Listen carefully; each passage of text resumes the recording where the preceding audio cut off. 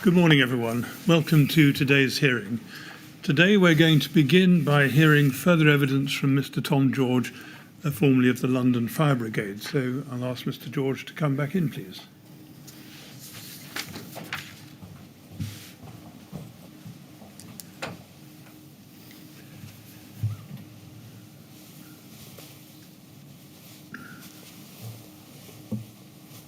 Good morning, Mr. George. Good morning, sir. All ready to embark on another round of questioning? Yes. Good. Thank you very much. Yes, Mr. Kinnear. Thanks, sir. Good morning, Mr. George. Good morning. When we broke yesterday afternoon, we were discussing the recommendations that A.C. Smith had included in his report. And I'd like to continue asking you questions about that this morning. Now, for that, can we go to recommendation 6 in A.C. Smith's report, which can be found at LFB 000-328-25/3.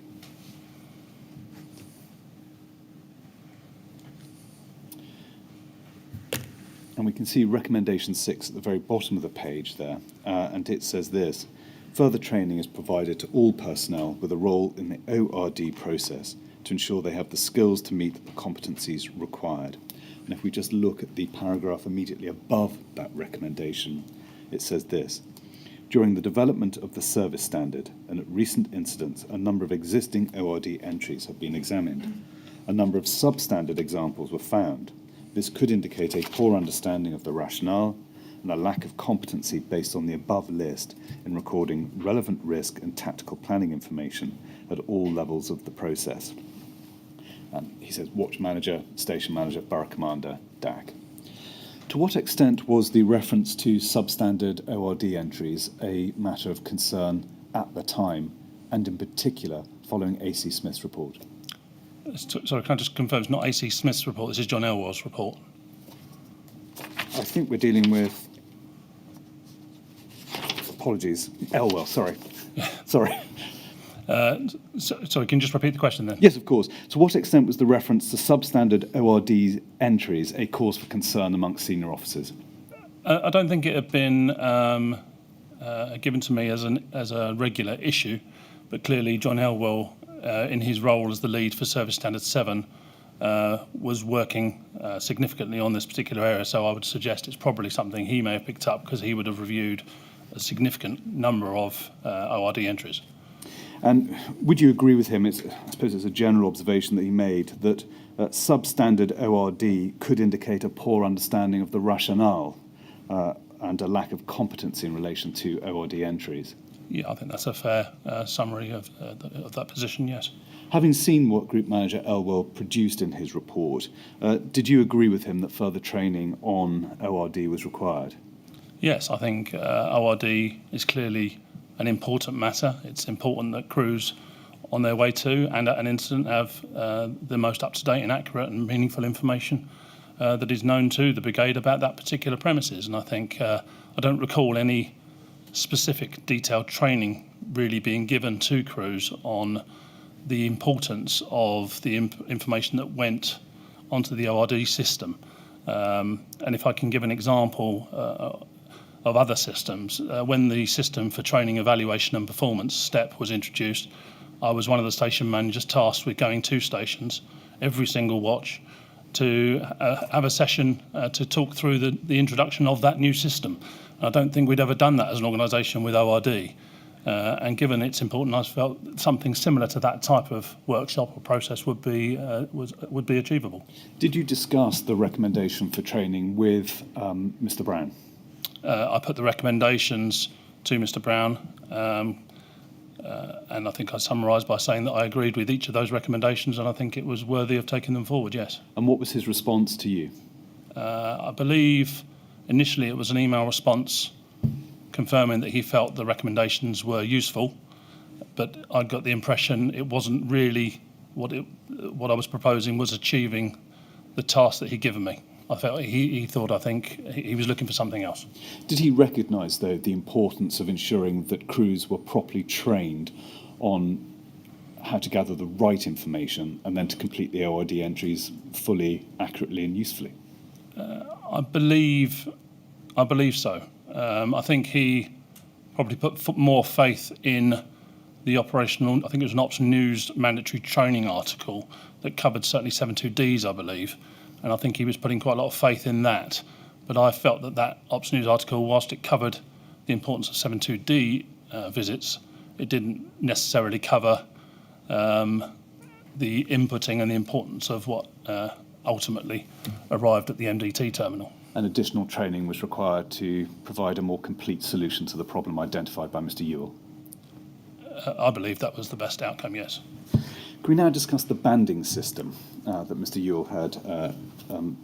Sorry, Mr. Elwell. Elwell had raised. Sorry, I now seem to have a mental block with his name, for which it's my fault. Apologies.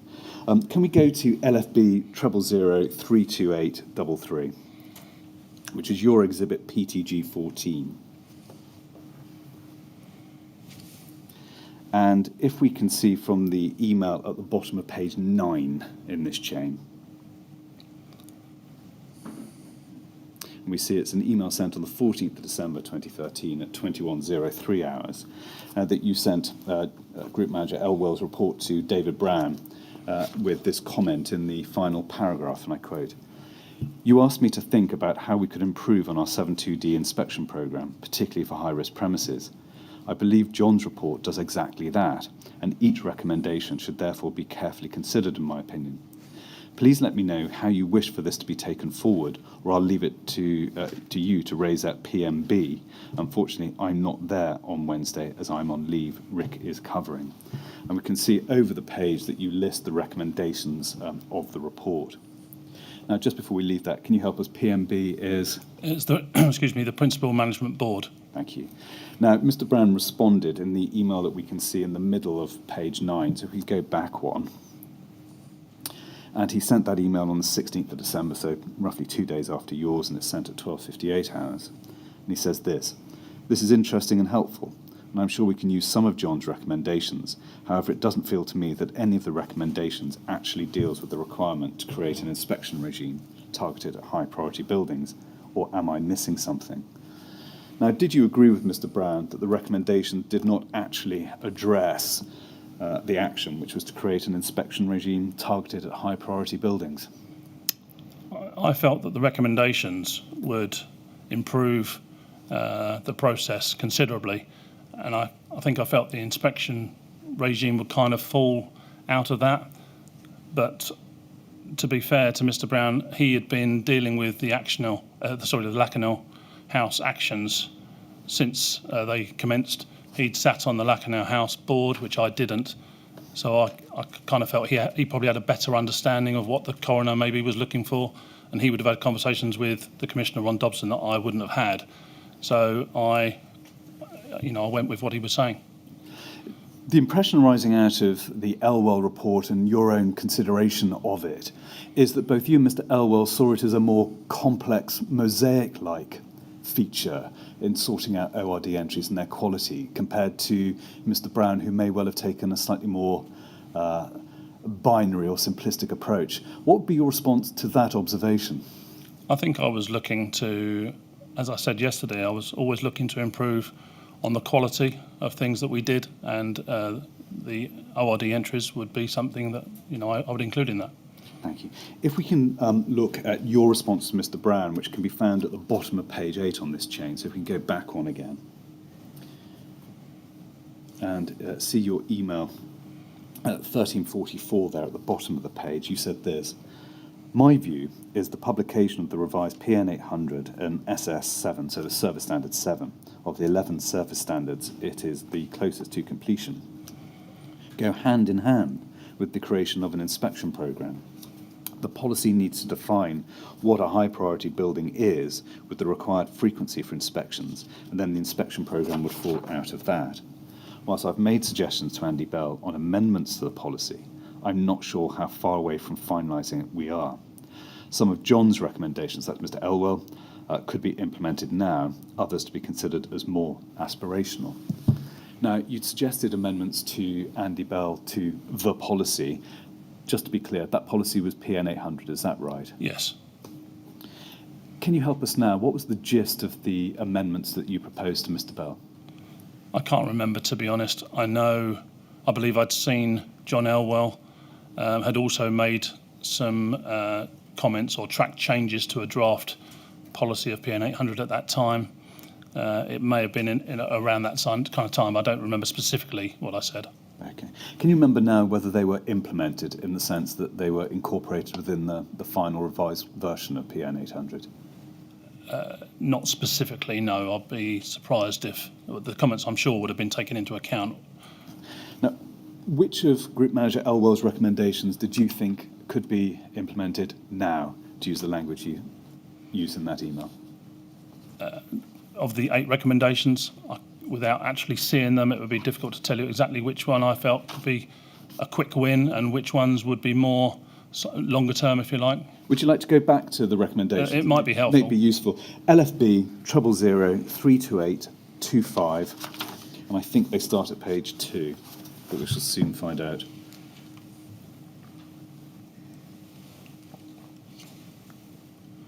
In fact, they do. So if we look at this top, we have recommendation 1, the review of 800.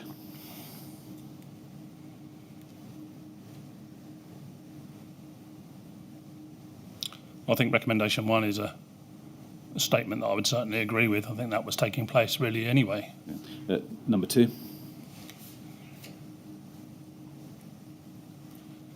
I agree, as we spoke about recommendation 2 yesterday, and I think 3 as well. These were about face-to-face workshops, so I think, yes, they could have been done fairly quickly because all of those meeting types, as we said yesterday, were already taking place. The improvements to ORD was not an agenda item at those meetings, and that may have been one way of doing it. But there were other avenues as well as these one-to-one meetings or group meetings. There were back to basics training, which at that time was taking place every year over a number of days for all crews. There were station manager forums in each area. I think they were monthly or every couple of months, where all of the station managers from one of the 4 areas would meet with the area DAC usually, and that was an option for training there. There were Borough Commander communication sessions, which Dave Brown chaired with all the Borough Commanders of the organisation. So as well as these meetings, there were a number of other platforms that John and I felt this workshop or this subject could be dealt with. Thank you. And if we scroll down the page, I think recommendations 4 and 5 are on this page. Just want to take this briefly. Recommendation 4, feasibility study. That again seems to be something that could be initiated. It could be. I felt it could be initiated fairly quickly. It was not a quick fix, this one. That was probably a project that would take a bit longer to complete. Because of the need to consider how the various data sets could be synchronised, if that were possible technologically. Correct, and it was a project that when I was director, I later commenced, which is called the Operational Risk Information Project, that between Dan Daly and Andy Rowe, when he was AC for fire stations, was a project that commenced. Thank you. And if we can turn over the page and look at 5 and 6 briefly. Again, a review could be initiated fairly timelessly, couldn't it? Yes. And if we scroll down looking at recommendation 6, again... similar to 2 and 3. Thank you. And if we turn over the page, just for the sake of completeness, 7, considering redefining KPIs, again, that's not a time-consuming process. It's not without its complexities, but it could be initiated. That's correct. And if we scroll further down, 8. Well, I agree with that statement, and yes, that was kind of, yes. Thank you.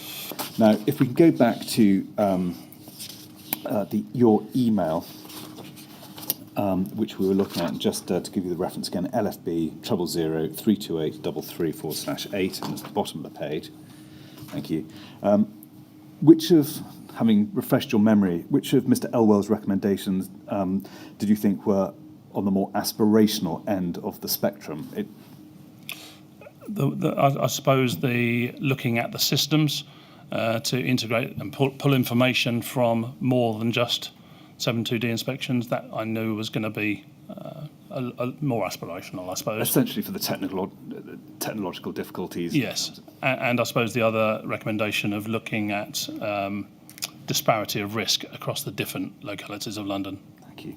Now, in your first statement at paragraph 73, which can be found at LFB 000-328-23/19, you say this.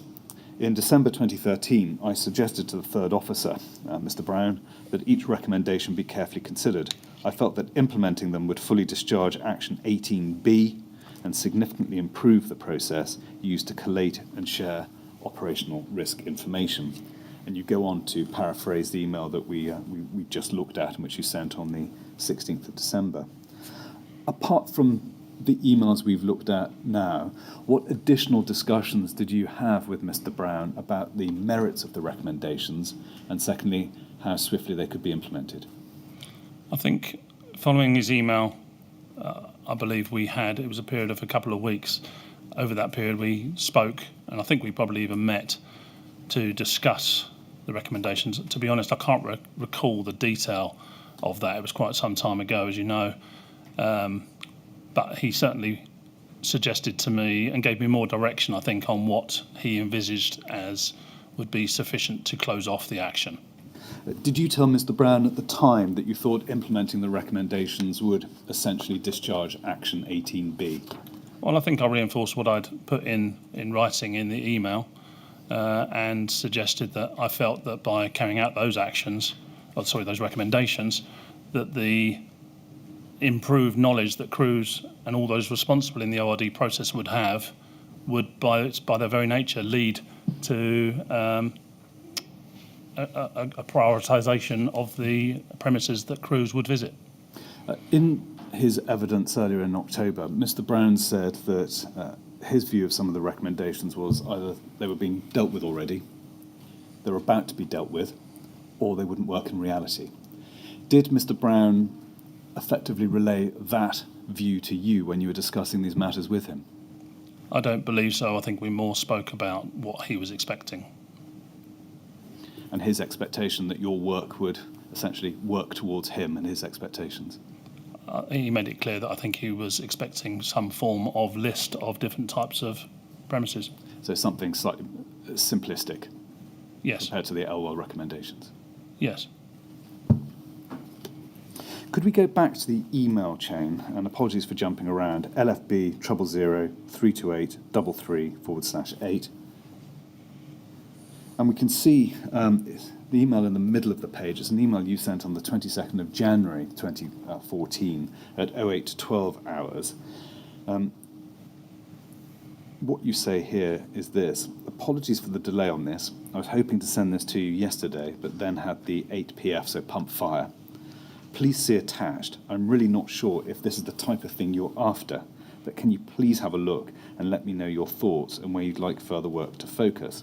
Now we can look at that attachment, which is at LFB 000-83388.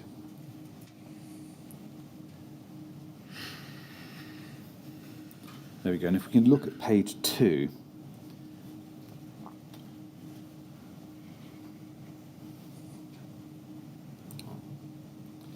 thank you. And we've got a list of property types. The preceding paragraph says this: PN 800 does not include a method for prioritising types of premises to be visited. And whilst the system adopted needs to be flexible, a list of types of property in a priority order would be deemed to be helpful. The list below is not exhaustive, and we see the list of 11 types of properties here. COMA is the control of major accident hazard sites for those who are not aware. Now, had Dave Brown asked you to produce such a priority list of building types in your discussions following the Elwell recommendations? Yes, I think he'd made it clear that he was expecting some kind of list, and I think this was my first stab at that list. And was it express or was it implicit that essentially no further work was to be done in implementing the Elwell recommendations, that he wanted you to focus on this? I did no more work at that time on the Elwell recommendations. I left that with Dave Brown, and my focus was moved on to the list and following this first stab, then working with the other area DACs on finalising this list. Thank you. If we can go back to the email chain, which is at LFB 000-328-33/7. And we see at the very bottom of the page an email from Mr. Brown sent the same day, so the 22nd of January 2014 at 19:49 hours. what he said was this: in short, the list is as below, question mark. Can you assure we make HMOs, so house of multiple occupation, clear in it, and also share with the other DACs for comment, please? And if we go to the top of the next page, so page 8, he copied, cut and paste, the 11 properties that you had identified in your note. Now, if we can go now to LFB 000-42294.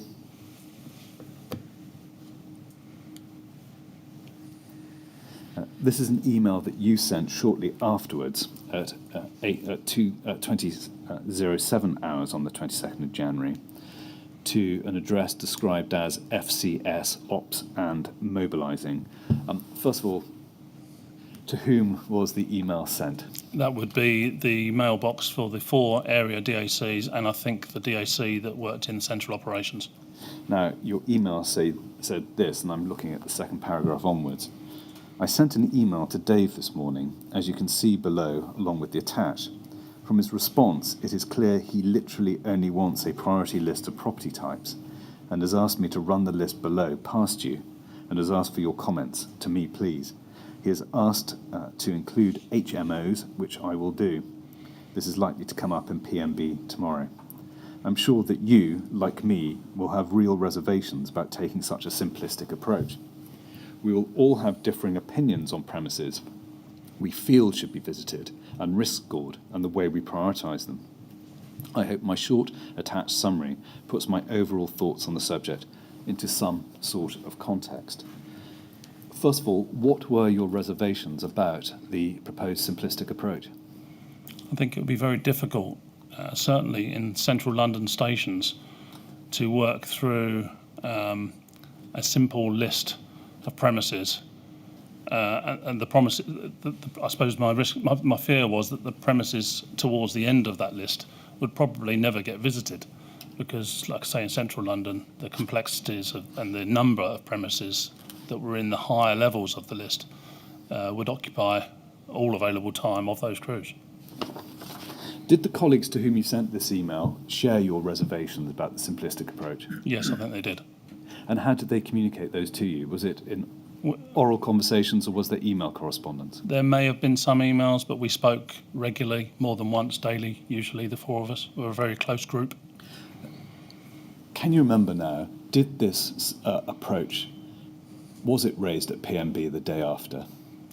I can't remember if it was raised the day after. It was certainly raised. It went between the 4 of us, the area DACs. We tweaked this. We put the list of 11 premises expanded. I think there was a few more.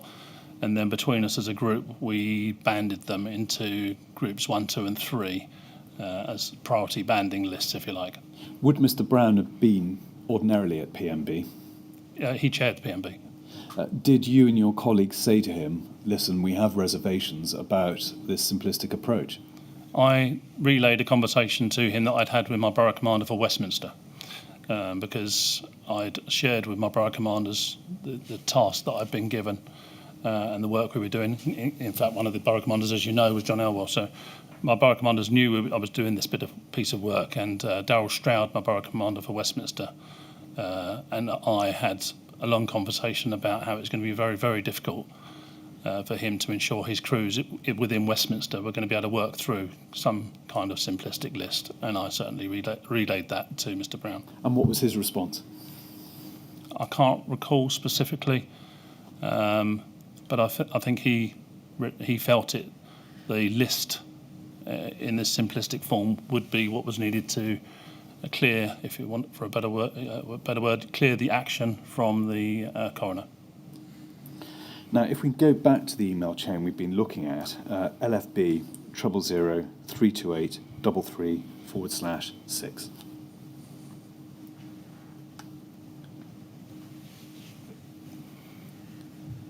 Now, you replied to Mr. Brown on the 28th of January at 14:24 hours with the writing in red.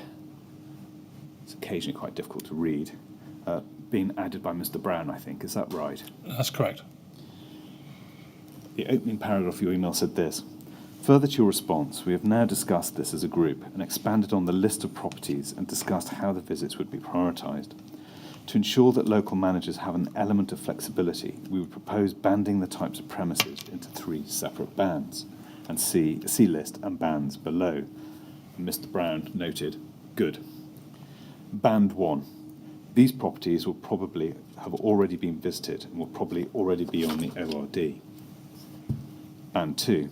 Some of these properties are likely to have already been visited and some may already be on the ORD. Band 3. These properties are unlikely to have been visited, risk scored, and are unlikely to be on the ORD. The proposal from the DACs is that properties within Band 1 are to be visited and risk scored in line with PN 800 first. Only when these visits are complete should properties from Band 2 be visited, and visits to Band 3 properties will only commence after Band 2 is complete. Even with adopting a band system, there would still need to be an element of flexibility where it can be justified. And Mr. Brown inserted the word agreed. For example, visits to farms is shown in Band 3. However, there are many types of farm ranging from strawberry picking to major processing operations with grain silos, etc. The local watch manager would be empowered to make the decision on visiting a property outside of the band system where their local knowledge of the risks warrant it, although the station manager will have the right of veto as to whether it finds its way onto the ORD. Similarly, where a property has had previous fires, we may require the property details and a tactical plan to be recorded on the ORD. Was this updated, more calibrated approach one with which you were content, or did you still have lingering concerns about the substance of the approach?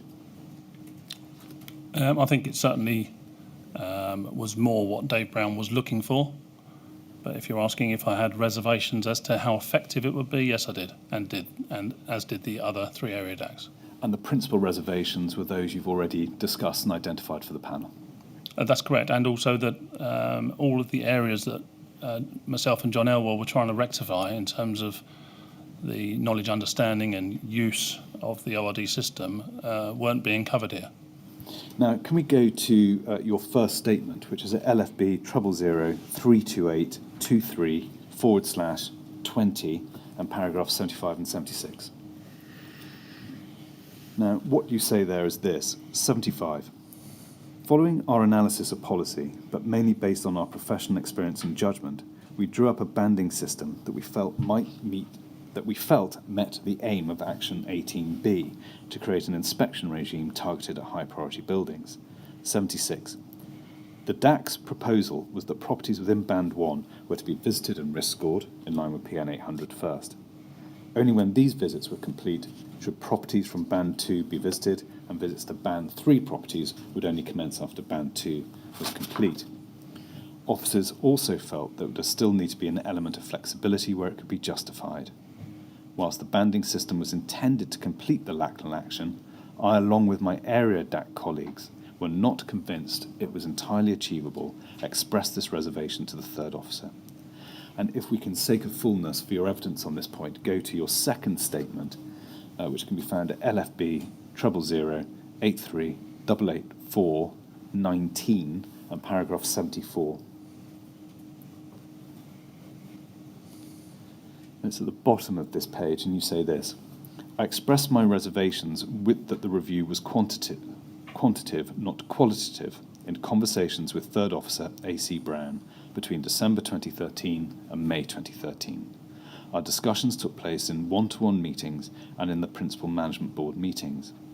I expressed that I did not think that creating a highly prescriptive inspection regime targeted at high-priority buildings that fall within a banding system would be achievable, and that it would be virtually impossible for crews to visit and undertake a meaningful inspection such a significant number of premises, especially for inner London stations.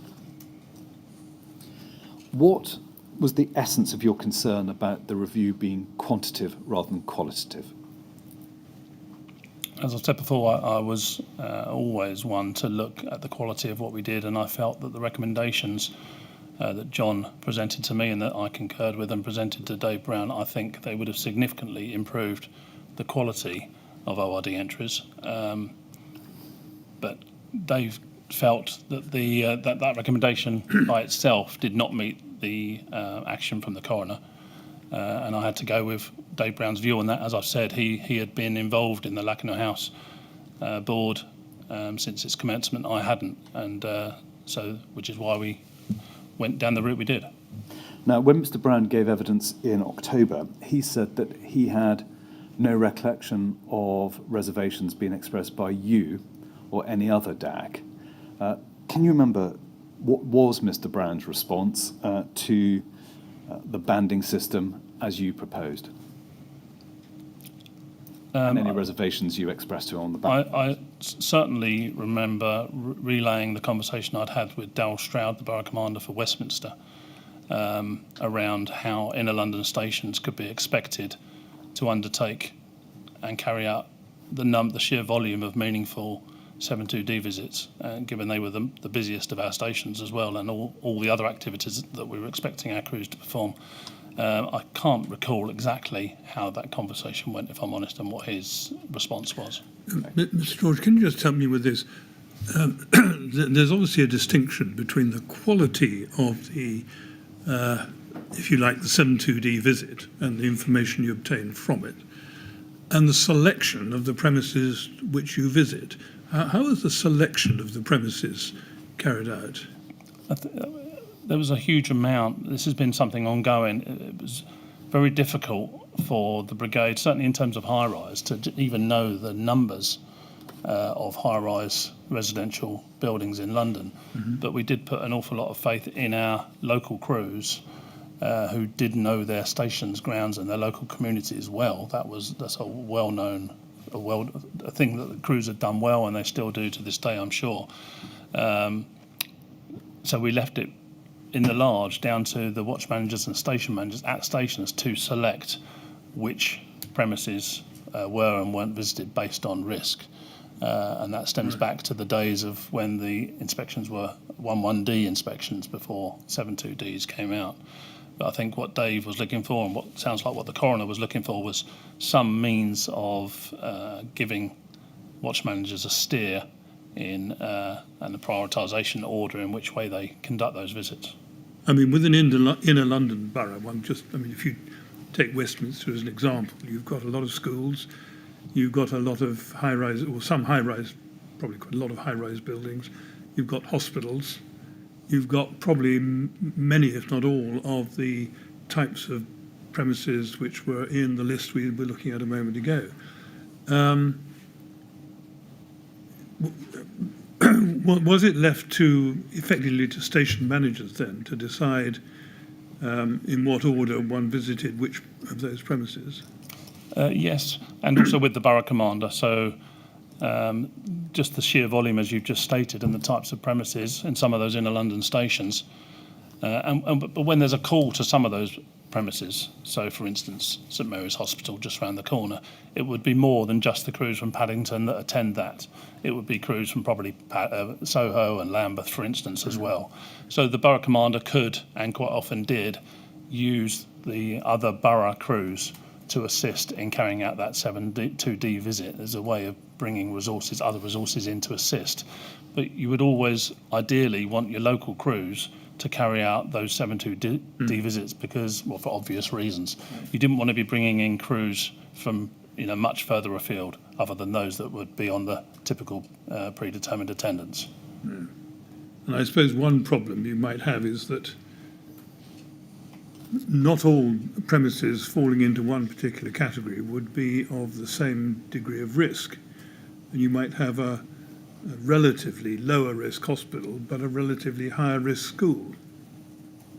Yes. Is that part of the difficulty? Absolutely. And, within the complexities of some of the buildings now and the fire engineered solutions that are in those buildings, crews would also utilise the experience and skills of fire safety officers and sometimes fire engineers. So it was conducting the visits jointly as well. So it certainly was a challenge. Yeah. Right. Thank you very much. Thanks, sir. Yes, Mr. Clear. Staying on the page which is on the screen, looking at paragraph 75, you said this: I would like to draw the GTI's attention to the fact that the banding system was never incorporated into LFB policy, and I was never asked to provide details to the third officer of how stations were performing in this area. Now, by that, do you mean that the banding system was not incorporated into Policy 800? Or any other policy, correct?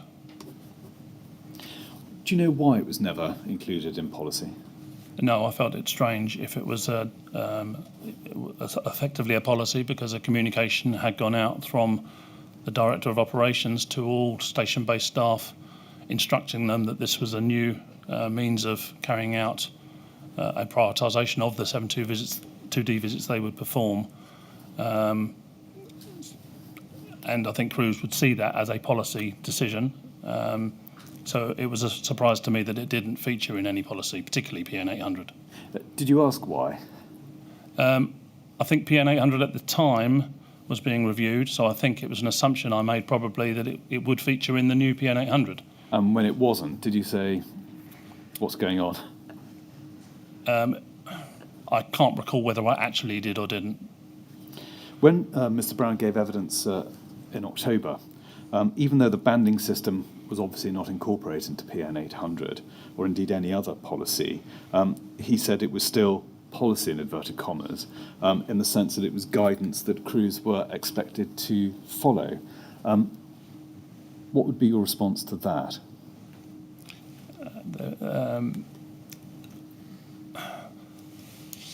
I think unhelpfully often policy or changes to policy was often sent out to crews by email, which I didn't personally think was the best way of doing things. If it was a change, a significant change, which this was, I feel it should have been in policy. In order to convey the message so that people understood why they were being asked to do what they were being asked to do. Yes, and also because people would miss emails. You know, sometimes if a firefighter or a junior officer on the station had been on leave or away for any length of time, it would be all too easy to come back from a period of absence and miss the odd email. Whereas if it's in policy, it's in policy. Well, and how would the policy or a change in policy be communicated or should be communicated in your view? There was, on the Brigade's intranet site, which was called Hotwire, there was a section for changed, amended and updated new policies. I think in the monthly Shout, it was called Shout, it was a news article for newsworthy items. I think it featured in there any new or changed policies. There were, and there's a station circulation folder as well, that staff would be, if you'd been away, you could come back and you could come to the station, look through the circulation folder, and it would generally have anything of note that certainly watch officers, certainly, and firefighters to a point, would need to be aware of, and they could go to that. Thank you. To what extent was the banding principle being applied in practice by crews? So it was communicated out 3 or 4 months after my draft to Dave Brown in April or May. And then I think I liaised with my borough commanders. We spoke at area management meetings, and I did suggest to I made it clear to them that they needed to be monitoring it to make sure crews were complying with it. And Dave Brown had been very clear with the 4 area DACs that he was expecting to see an increase in the number of ORD entries on the system.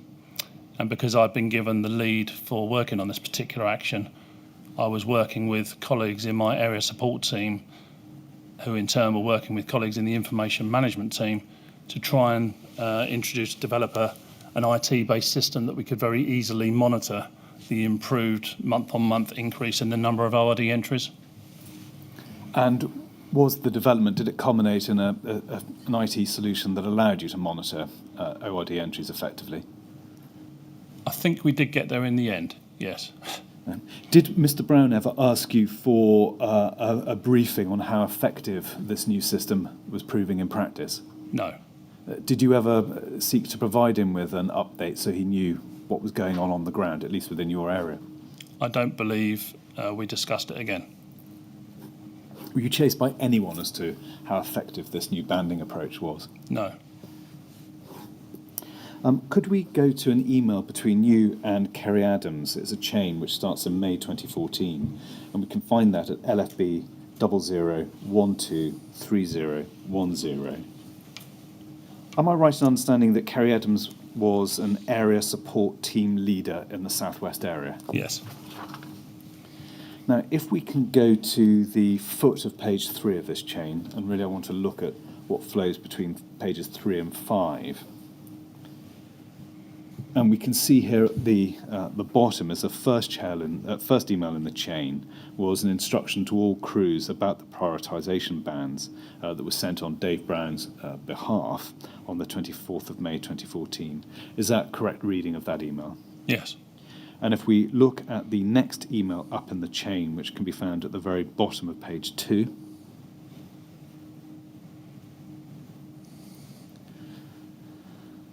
is from you to your Southwest Group borough managers. Are those borough commanders by another name? Group manager was the rank, and a borough commander would be a role within that rank structure, yes. Now, the substance of your email is on page 3, and if we go to that, I mean, you say this in the second and third paragraphs of that email. Please ensure your station managers meet with the watch managers to put some structure and timetable to future inspections.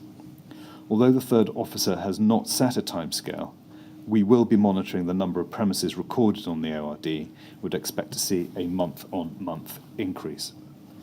Did your borough commanders, in fact, set a structure and timetable for the implementation of this new approach? Yes, I believe they did, yes. Can you help us? What was, in essence, the detail of that structure? It was to sit down with the watch managers. There was a monthly or bi-monthly meeting of the 4 watch managers and the station manager. And between the management team for that particular station, I expected them to look at the new priority in the banding system and agree amongst the 4 different watch managers who was going to be doing what, effectively. Thank you.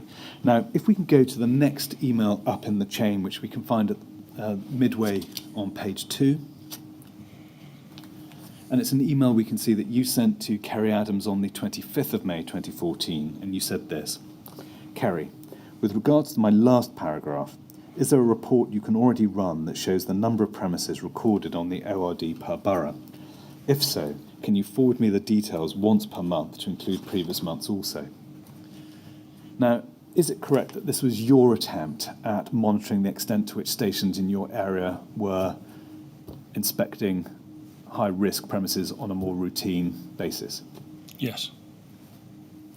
If we look at the next email up in the chain, and it starts at the foot of page 1 and goes over to page 2, email that you've sent on the 12th of September, and it seems to be you chasing Kerry Adams for a response, and you say this: Kerry, I haven't received anything from you or the team since I sent this. Is there an issue in getting this info? I would like to know how many ORD entries were recorded for each station prior to this message, then an updated list month on month since. Thanks. And if we go, apologies following through these email chains, Mr. George, but if we go to the next email in the thread, which is the middle email on page 1, and it's Kerry Adams forwarding your email to Ian Dempsey, you're not copied into it, and asking him to provide you with an update. Who is Ian Dempsey? He was deputy to Kerry. Thank you. We can see from his... can you help us why Mr. Dempsey was the ideal person to provide you with the information you sought? Ian was very good with systems and interrogating Brigade systems to extract data for me as the area DAC. This wasn't within his gift, really, because it was, I think I understood it, to get the information I wanted would be a report that information management centrally would have to create and manipulate the system to be able to get that information out. Now, if we go to the very top email in this chain, it's the top of page 1, is Mr. Dempsey's response to you. And he said this: Tom, Paul Eady from IM, so that's information management presumably, Yes. has sent me August data from a new report that has been set up on Station Diary. The report is entitled Premises Risk Assessments. This new PRA process has been in effect from April, and the data from the completed forms is being placed on this database. The SW, so Southwest, Area Support Team don't currently have access to this report on Station Diary, but Paul said we can be granted access if we need it. Is this the information you are after? Now, we haven't been able to find a response, which doesn't mean there wasn't one. Were you in fact provided with a report which answered your request? So I don't think this particularly was what I was after. That's not saying it wouldn't be helpful, but I believe I spoke to Ian. Ian sat just outside my office when I was based at Hammersmith, and I think I spoke to Ian on a regular basis about different reports and systems, and I think I explained it more clearly, maybe not in an email, of what I wanted, and I think he worked then with Paul Eadie and IM to make that happen. Thank you. Do you know if any other form of monitoring was carried out in the other areas of the LFB's operations, so southeast, northwest and northeast? Oh yes, because I had been given the task of working on 18B, I saw it as my role really to follow that through, get the report built that we wanted, and certainly that would have been shared with the other 3 area DACs. Thank you. Mr. George, with final apologies for confusing AC Smith with Group Manager Elwell, that concludes my questions, my prepared questions. Sir, may I ask for the usual indulgence for maybe until 11 to see if there are any points I've missed? Yes, very well. Well, just so you understand what's going on, Mr. George, when we get to this stage and Council thinks he's asked all the questions he should have asked, we have a break to give him a chance to check that he hasn't left anything out, and also to give other people who are following the proceedings from other places a chance to suggest further questions as well. So we'll break now, 11:05, do you think? I think that ought to be sufficient. Yes. We've had overnight as well. Right. Well, we'll stop now. We'll resume, please, at 11:05, and at that point we'll see if there are any more questions for you. Thank you, sir. Right. Thank you very much. We'd like to go to the usher, please.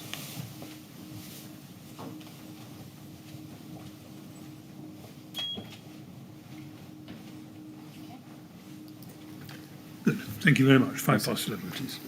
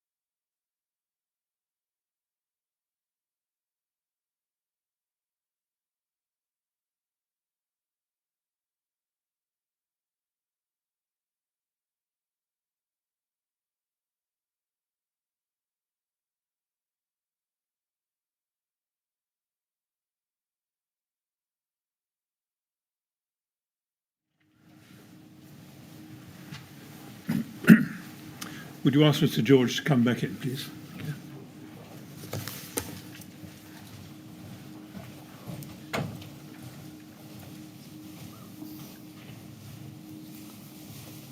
Right, Mr. George. Well, we'll see if there are any more questions for you. Yes, Mr. Kinnear. There are no further questions, which leaves me to say thank you very much for attending to give evidence. It's been greatly appreciated. Thank you. Yes, and I'd certainly like to add gratitude to that. It's been really helpful and very interesting to hear what you have to tell us, and we're very grateful to you for giving up so much time to come and give your evidence. So Thank you. Thank you, sir. Thank you very much indeed. And now you're free to go. Thank you very much. Thank you.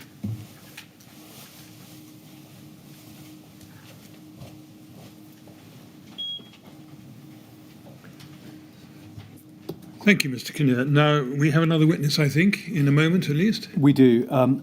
Could I ask for some time just for the usual sort of housekeeping arrangements Yes. in place? And if we could notify you via the usher when we're ready to start again. That would be a sensible course, wouldn't it? Yes, very well. We'll wait to be told. Thank you, sir. Thank you very much.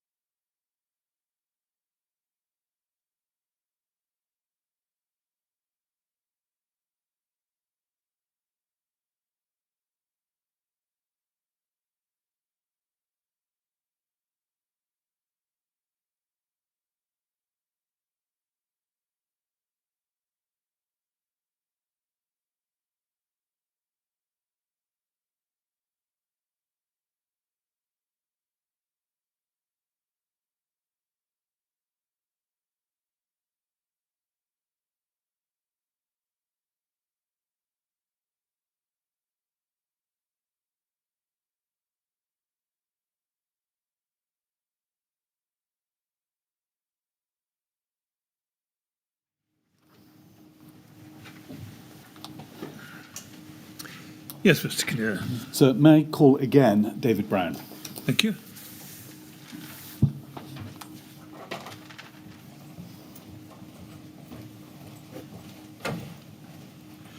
Good morning again, Mr. Brown. morning, sir. You're going to affirm, I understand. That's correct. Well, the words are there on the screen. Would you read them out, please? I do solemnly, sincerely and truly declare and affirm that the evidence I shall give shall be the truth, the whole truth and nothing but the truth. Thank you very much. Well, you know the ropes. Sit down and make yourself comfortable, please.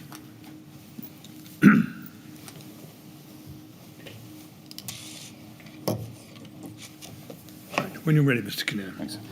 Good morning, Mr. Brown. Good morning, Mr. Kinnear. Put simply, you know the drill. Just for those who may not have entirely considered your previous evidence, you provided two witness statements which are relevant to your evidence today, the truth, the contents of which you confirmed on the last occasion.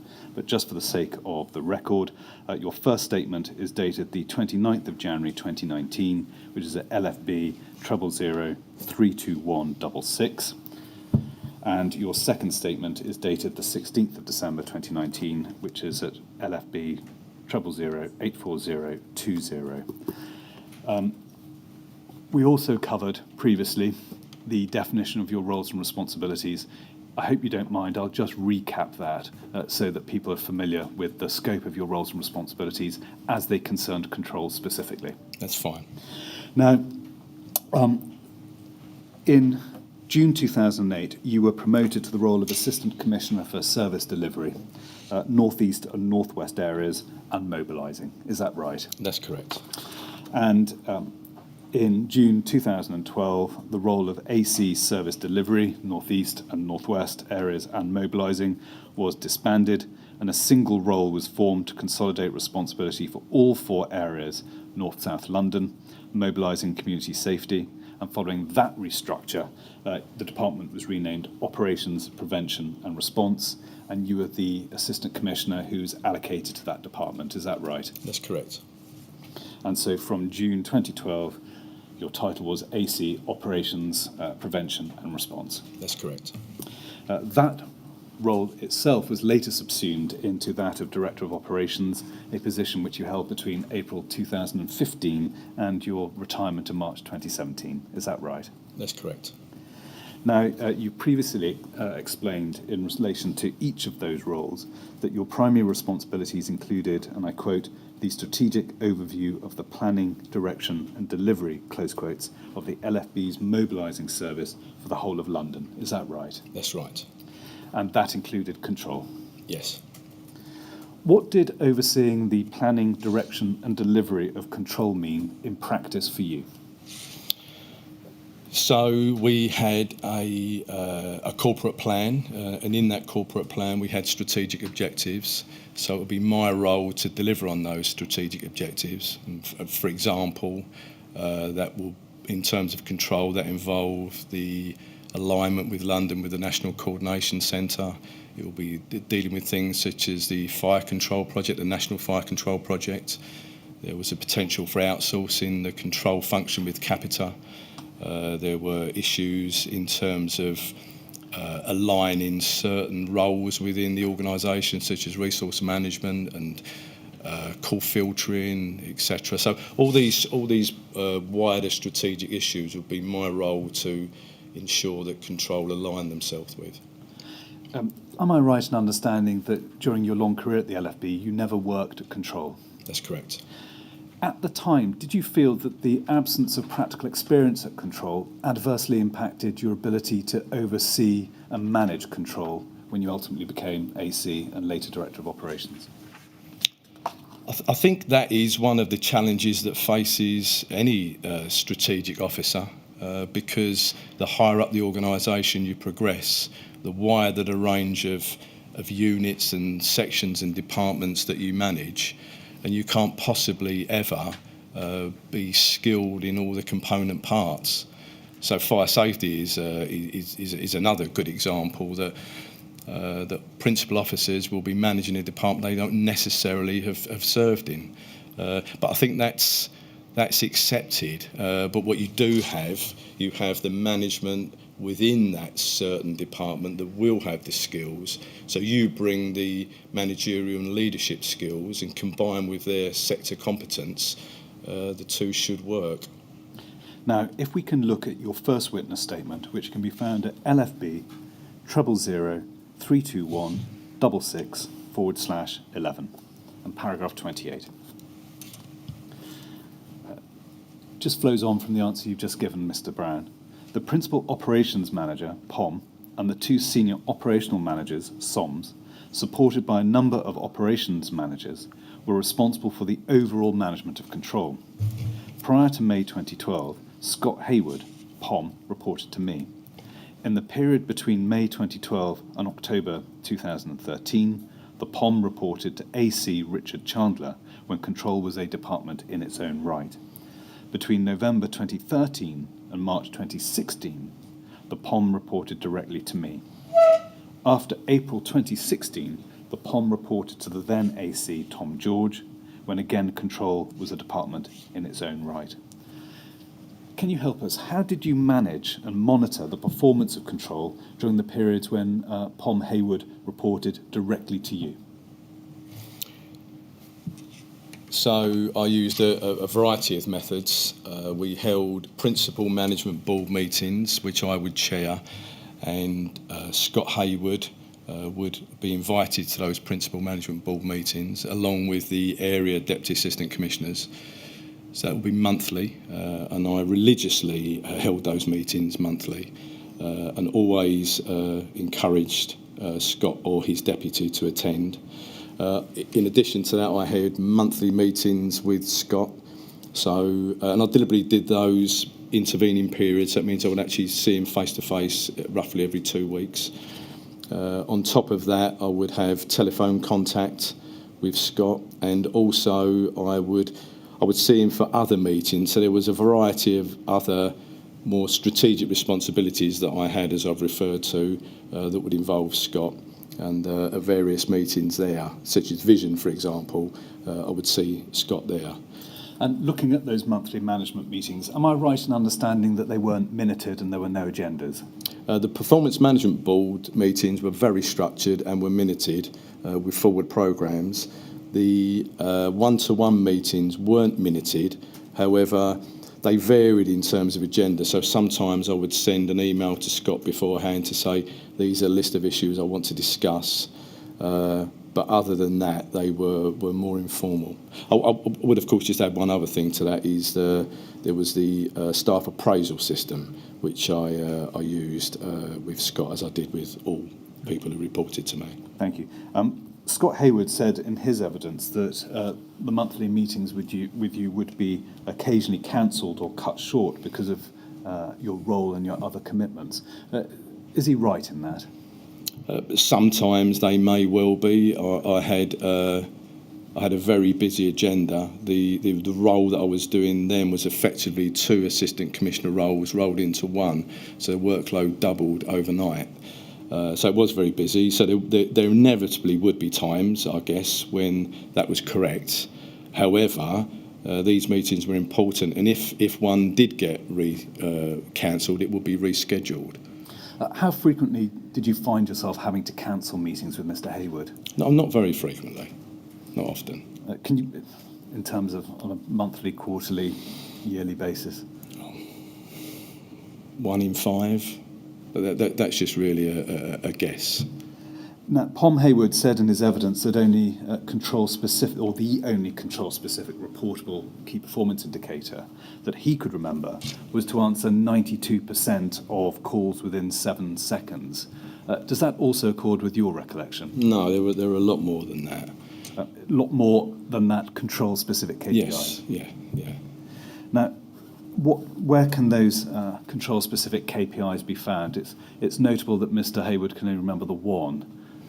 Well, there were 3 that related to effectively call handling times, So the time that control spent handling the call and the time in which they answered the 999 call.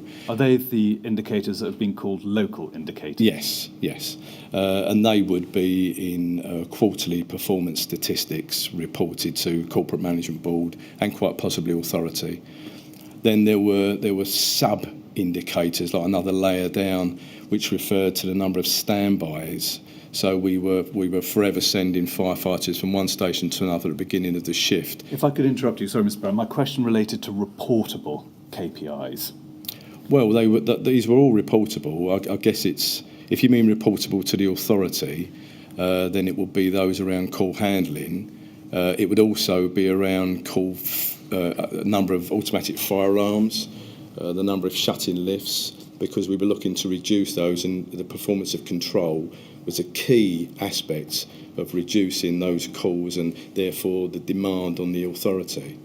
Now, we've not been able to identify any KPI, however described as an indicator, that concerned training at control.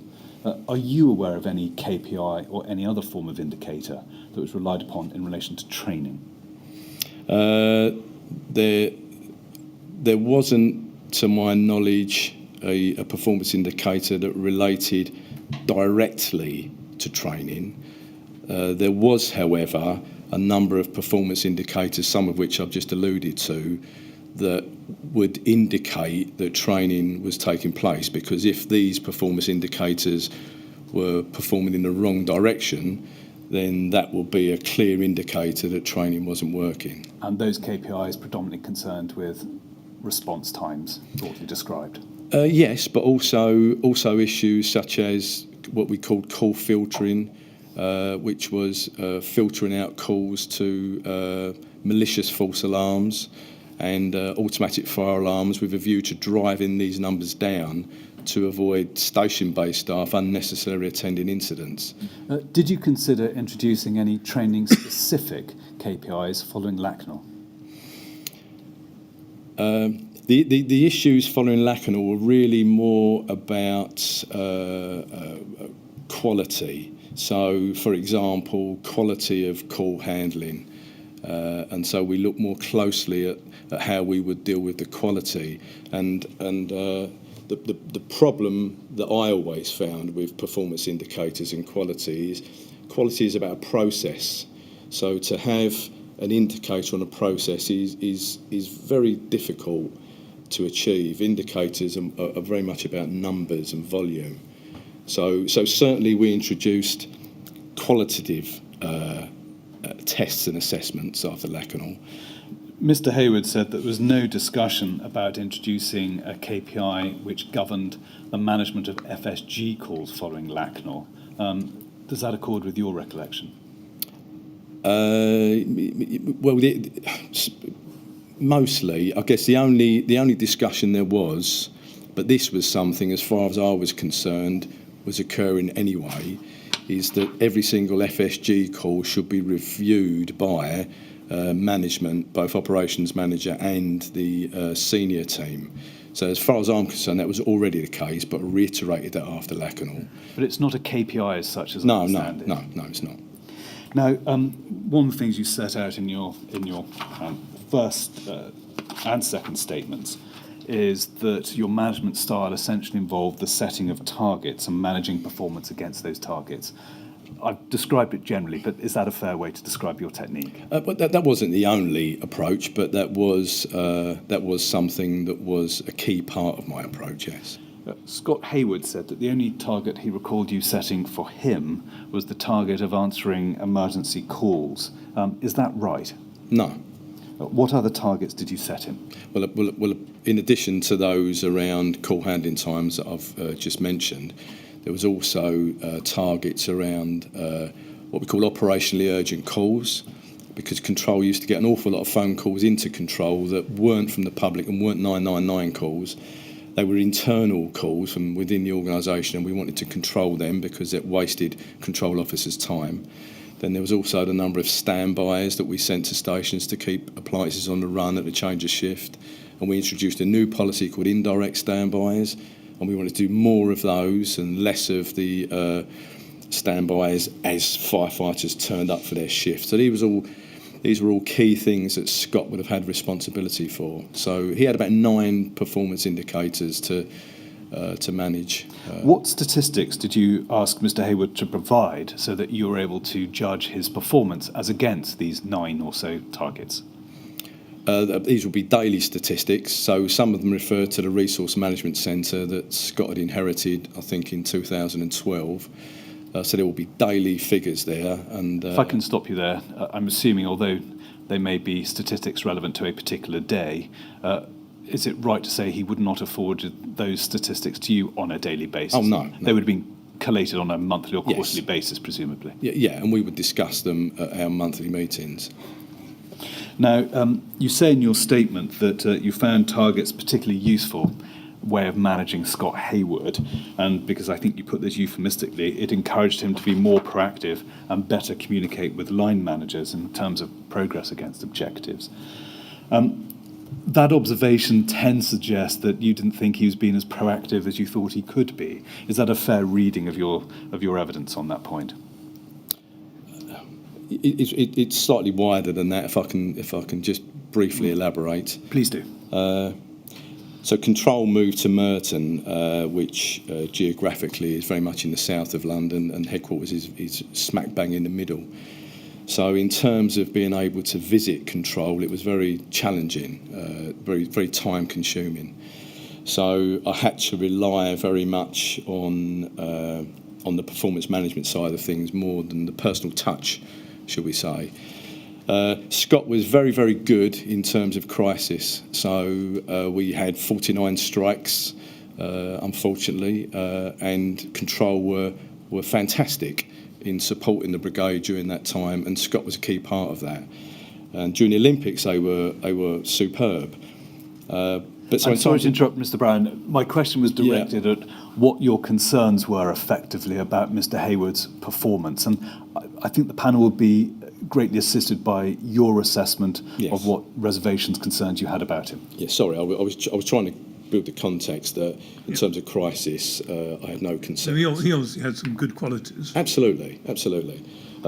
Day-to-day management was where more my concerns were in terms of communication with his peers and with his managers. So I was very much trying to develop Scott in role and trying to bring some of these qualities that he clearly had into the normal day-to-day management of control, which is one of the reasons why I set so many performance indicators for him and encouraged him to come to various meetings and do various things to develop him in role and bring forward some of the statistics and performance that I had been using to manage him. Did you raise these concerns directly with Mr. Hayward? Oh, yes. Can you remember when?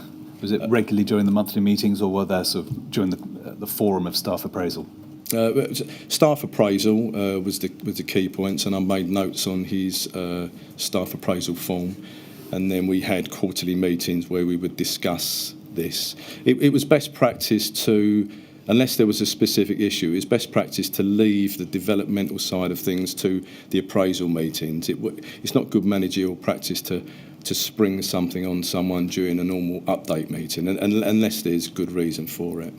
Mr. Hayward said in his evidence that the only criticism that he can remember you making of him was that he didn't communicate with you frequently enough. What would be your response to that?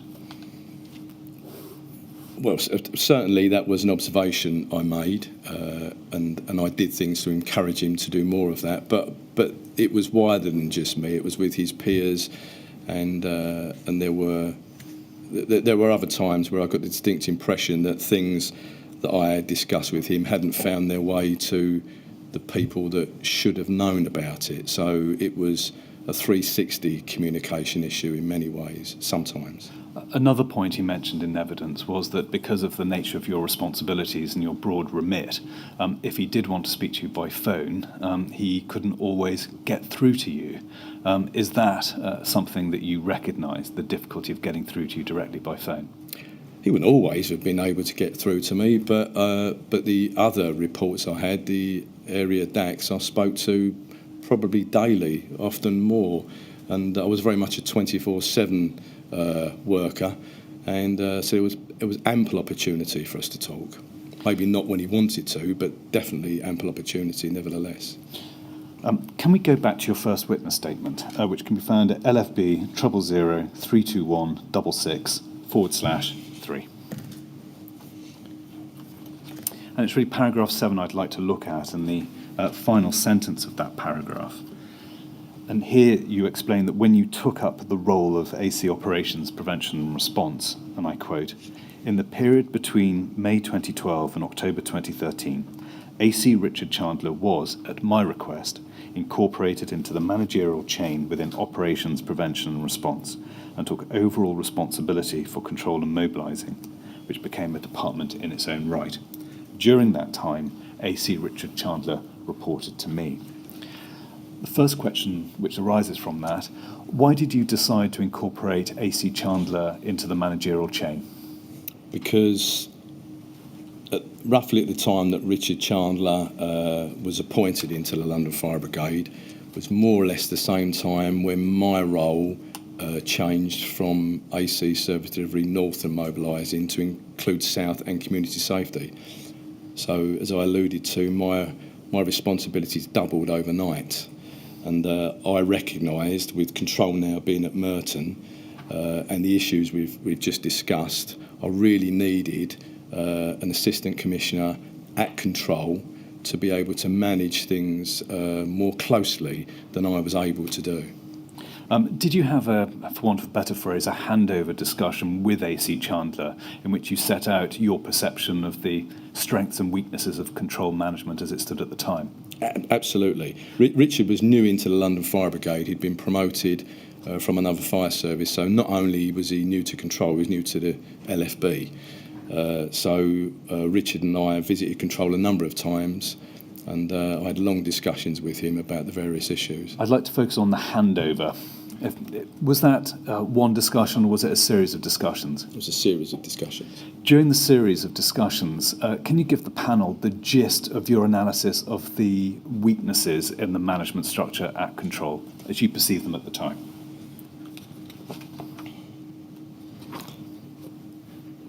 I would have shared with him the issues that I've just shared with the panel.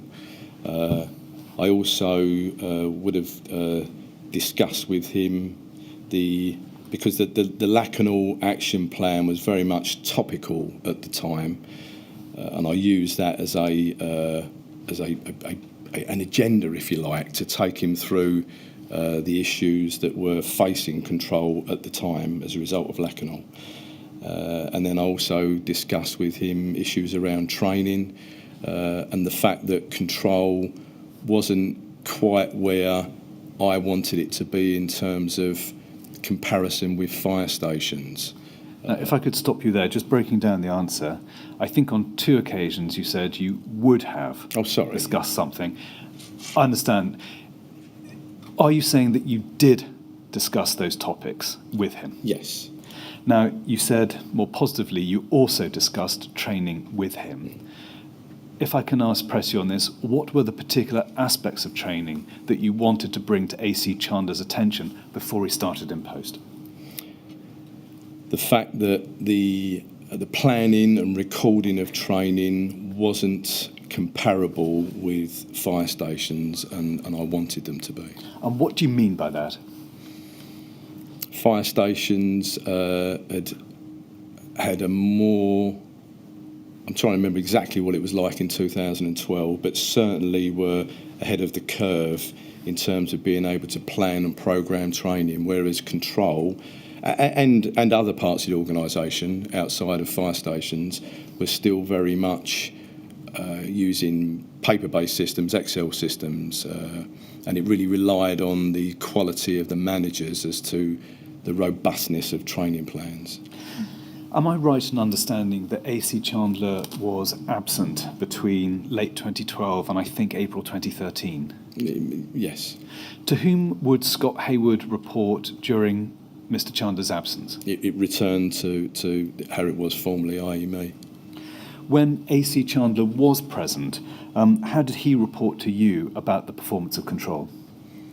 In terms of the approach, it was very much the same as I've described with Scott, although I spoke more with Richard because Richard was based at control. So Scott kind of took one step back into control, and Richard replaced him at performance management boards and the monthly meetings. So therefore, I never had those meetings with Scott during that period.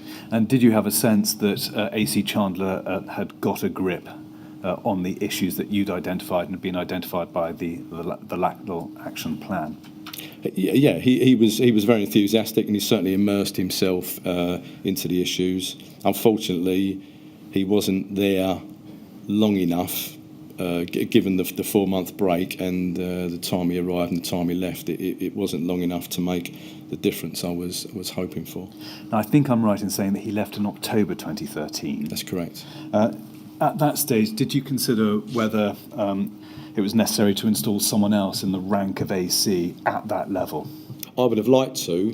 The reason that we used Richard in the first place is we had an establishment of 6 assistant commissioners, and there'd been a promotion round, I think in May 2012, and Richard had been appointed as a 7th assistant commissioner over establishment, and the reason being was to future-proof in case other ACs left at some point. Unfortunately, ironically, it was Richard was the one that actually left. So then we had no spare assistant commissioners. The remaining 6 were all in established positions. There was no one to put in that role. Did you consider whether it be possible to put someone in at control who may not have held the rank of AC, but senior, so group manager, DAC, something of that sort? Would that have been a practical option available to you at the time? A DAC would have been very comparable in rank terms with Scott. It really needed someone who was senior, and also at the time, as was indeed thereafter up until I left, budget was such that we were under pressure to justify every position, particularly senior management positions. So I would have to have created a new position. So the Deputy Assistant Commissioner for the South West area geographically covered control, but I couldn't ask that Deputy Assistant Commissioner to take the responsibility on. It would have been too much. When you became Director of Operations in April 2015, did those same limitations apply, which militated against the incorporation of another AC in Richard Chandler's shoes at control? No, because when I became Director of Operations, there was a management restructure, and we managed to free up responsibility, and I requested that we have an Assistant Commissioner for Operational Response again, and so that we could reinstate that position, because I saw it as key that we had that responsibility. So it took over just under a year before Tom George came into post then, after you became Director of Operations? Yes. And what was the cause of, delay's a loaded word, but what was the reason for it taking some considerable number of months before you got the person you wanted in that particular post?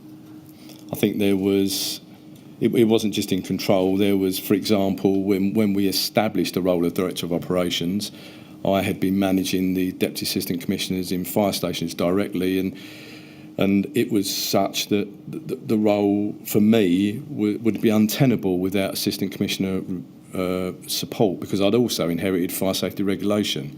So we agreed there would be an Assistant Commissioner for fire stations, one for fire safety and community safety, and one for control.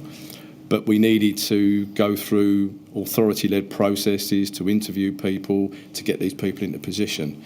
And that was the reason why it wasn't instantaneous. I never had an Assistant Commissioner for fire stations until later in 2015 either. Was there a change in the way you monitored control after you became the Director of Operations in April 2015? Yes, because it then reverted to a similar model as when Richard was there. So Tom George was then the Assistant Commissioner for Brigade Control or Operational Response. And so then, again, Scott stepped back in terms of my interaction with him, and I got all my information through Tom. Looking back now, looking at the scale of your responsibilities, particularly when you became Director of Operations, were those responsibilities too much for one post?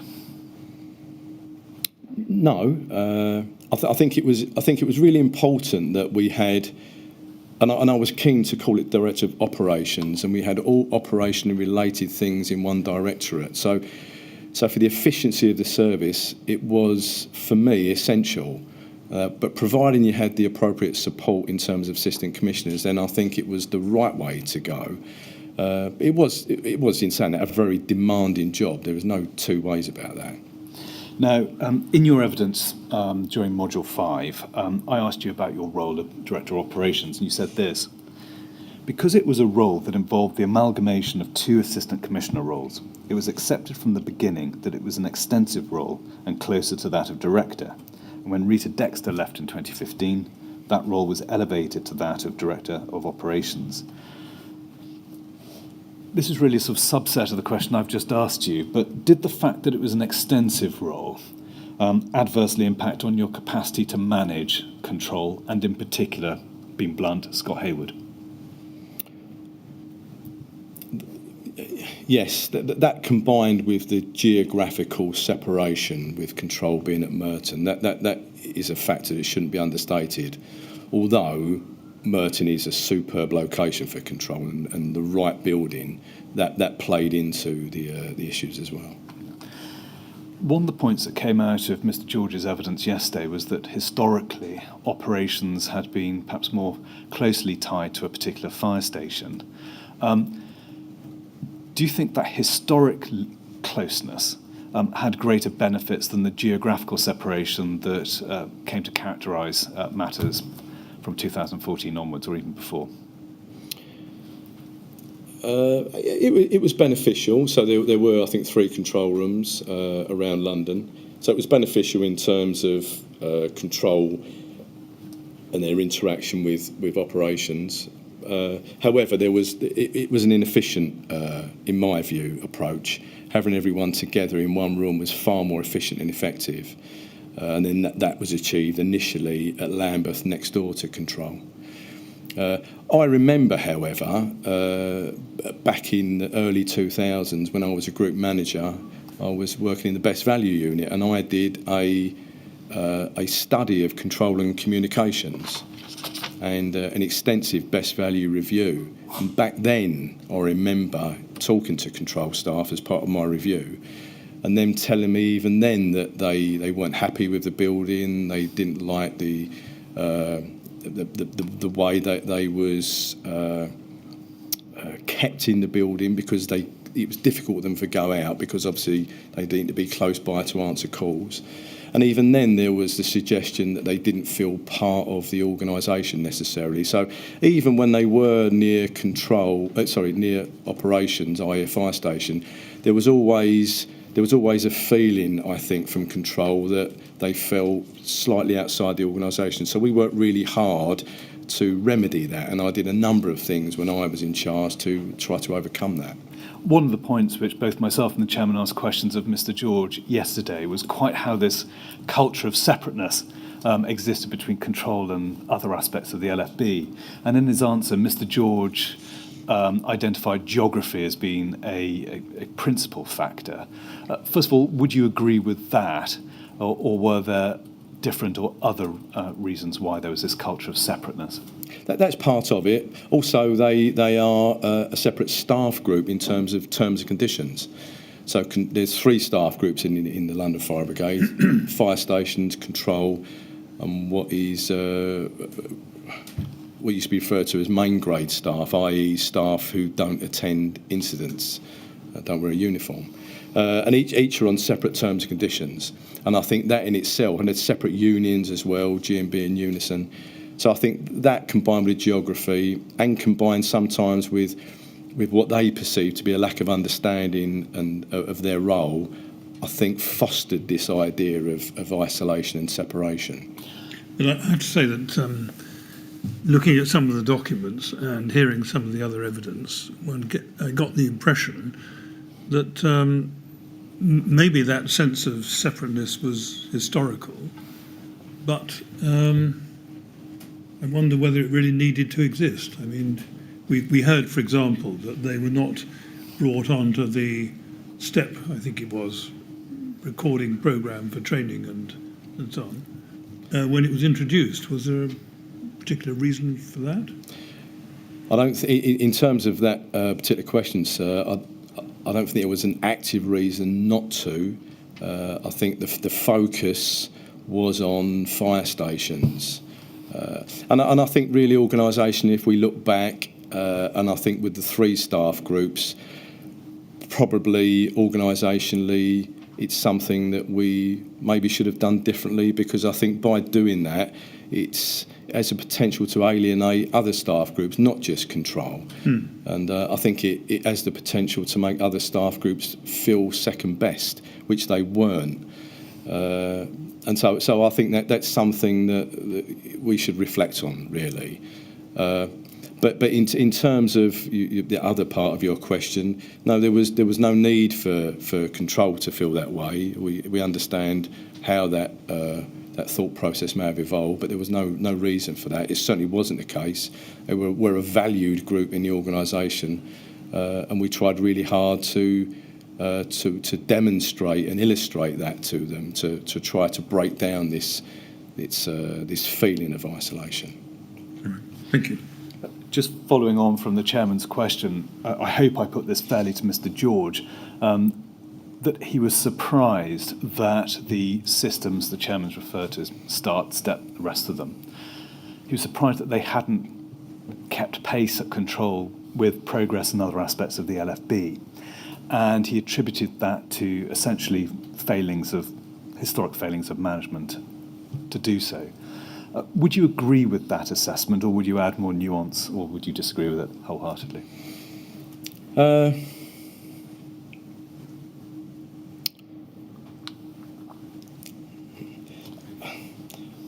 As I say, I think looking back, it's one of those things that now, reading some of the reports that are before the inquiry and realising how long some things took to put into place, I look back and think, why didn't we thump the table harder sooner on issues? But at the time, we had ways of dealing with the issues at hand. But certainly, I think that things have been allowed to go on for longer than they should have done. It wasn't for the want of trying, but there were always good, in inverted commas, reasons why things couldn't be done, technological reasons, and then it was a case of, OK, we'll wait for a new build, we'll do this, we'll do that. But I guess being so close to it, you don't quite realise the passage of time. And now looking back, I think it's something that really we should have worked harder on to make it happen quicker. I don't want to put words in your mouth, but the broad thrust of your answer seems to be you agree at least the essence of Mr. George's assessment. I won't put it down to managerial failings. I think that's harsh, but I think there's not enough emphasis was maybe put in the right places at the right time. Thank you. Apologies for diverting down these routes. It's very useful having an officer of your seniority to ask about matters of culture, so I'm grateful for your help on that. Can I now go back to other matters about the realities of management? As we discussed, Mr. George was appointed, I think, due to start work on the 1st of April 2016 as AC Operational Response. Did you have a handover discussion, for want of a better phrase, with him in which you identified the strengths and weaknesses of control as you saw them at the time? I did, yes. And was it one discussion again? Was it a series of discussions? It was a series of discussions, but then also the context of this is that Tom, I believe, had been a Deputy Assistant Commissioner of South West Area since 2013, I think. Yeah. So he'd been working closely with me for the previous 3 years and with Scott. So he'd been at Performance Management Board meetings, we'd been at yearly away days together. He'd seen departmental plans for control. He'd seen risk registers for control.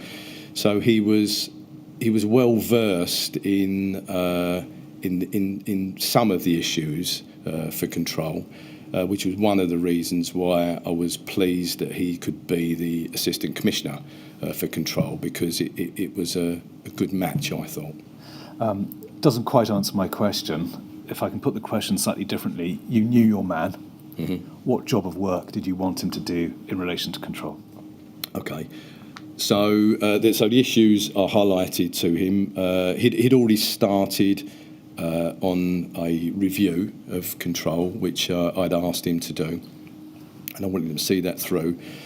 I'd spoken to him about the shift system, how we changed the shift system, and one of the key reasons for changing the shift system was to accommodate training.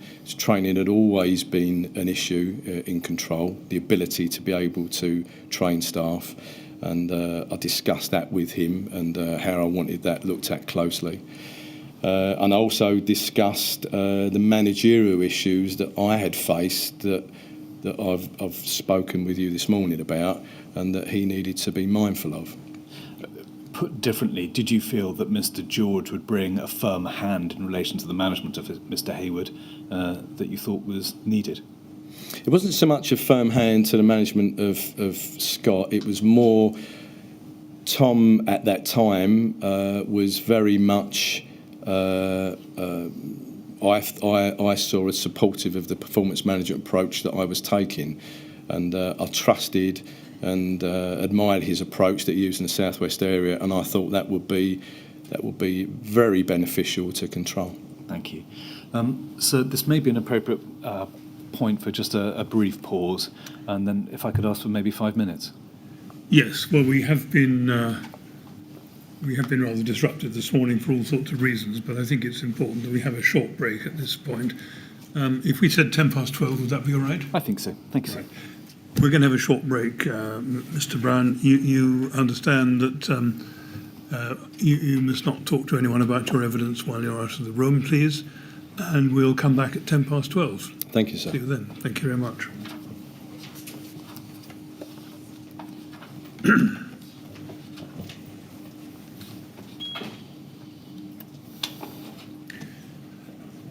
Thank you. 12:10, please. Thank you.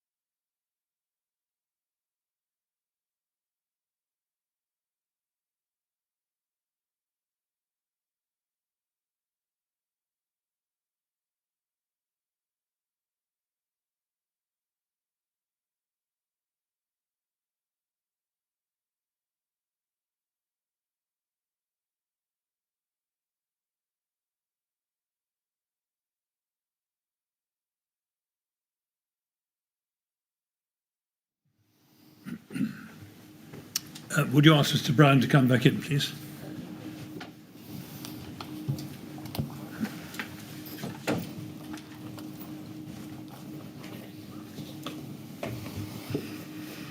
Right, Mr. Brown, ready to carry on? Yes, thank you, sir. Thank you very much. Yes, Mr. Killian. Thanks, sir.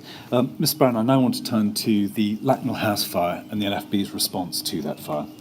Now, the Lacknell House board was set up by the LFB in the aftermath of the fire, is that right? That's correct. And its primary purpose was to investigate the cause of the fire as well as to assess the brigade's response. Yes. And it was also directed to ensure that appropriate and timely action was taken to deal with the identified issues, is that right? Yes. And to make recommendations for change, organisational change even, where necessary, based on the findings arising out of the fire. That's correct. Now, on the basis of our review of the board minutes, it seems that you didn't attend 10 meetings which took place between December 2009 and December 2012, those meetings for which we have minutes. Now, if we go to LFB 000-321-66/5,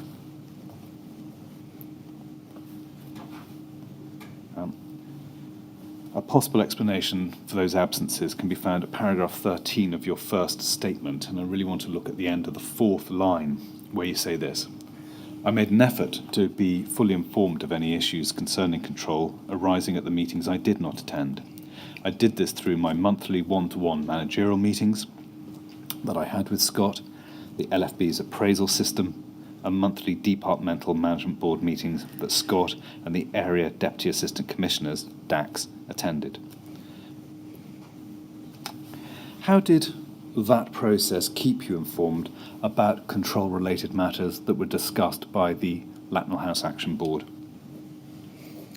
Because I would read the minutes after the meetings, and then if I had any immediate questions, I would call Scott, but otherwise I would use them as an agenda, as it were, to discuss with him at the one-to-one meetings. Thank you. Now, you've referred both here and in earlier answers to the departmental management board meetings. Now, we haven't been able to find any minutes for an organisation described as that.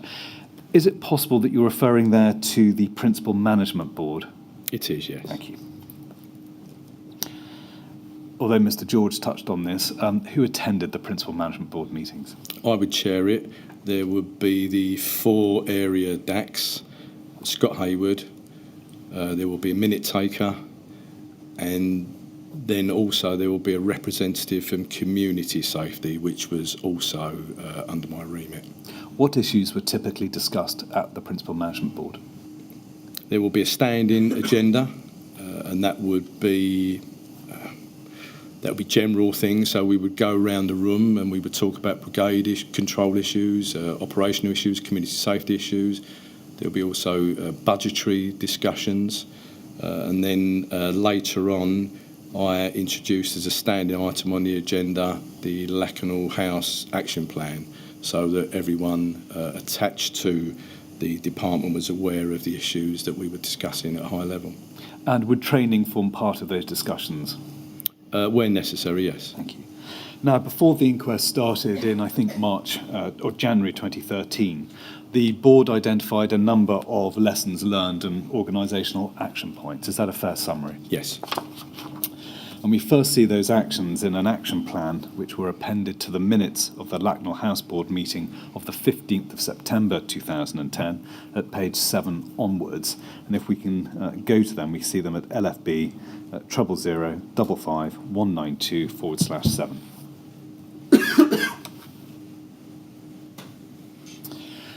I think broadly said, these were known as the Lacknell pre-actions. Is that right? That's correct. Now, the actions to which AC/SD was allocated lead officer in the 4th column, and we look at action 5, for example, those were actions assigned to you in your capacity as Assistant Commissioner Service Delivery. Is that right? That's correct. And if we look down the action plan, we see that you were assigned, I think, 13 pre-actions, namely actions 5, 7, 8, 9, 10, 11, 12, 13, 14, 16, 17, 18, and 21, which is over the page, I think.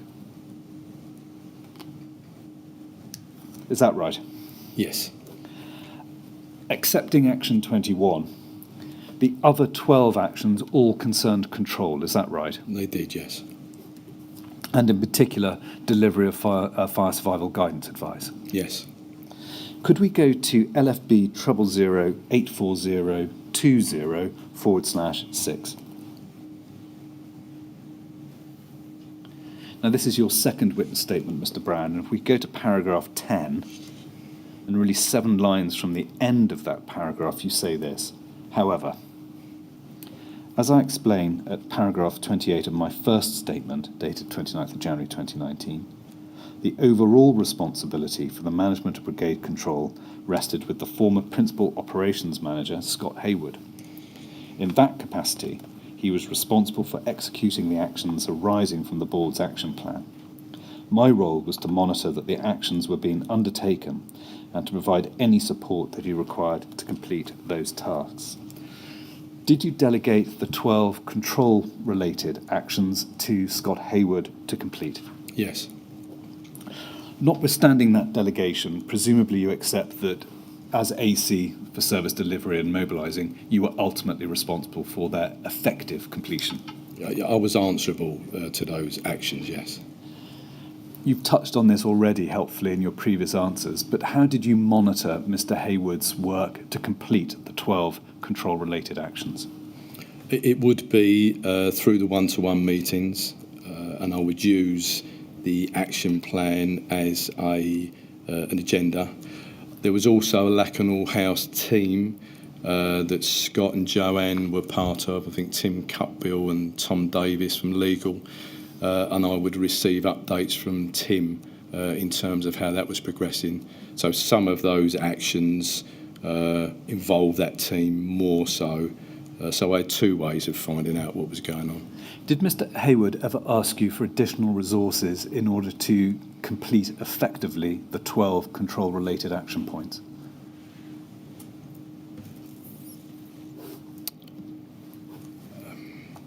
Not directly.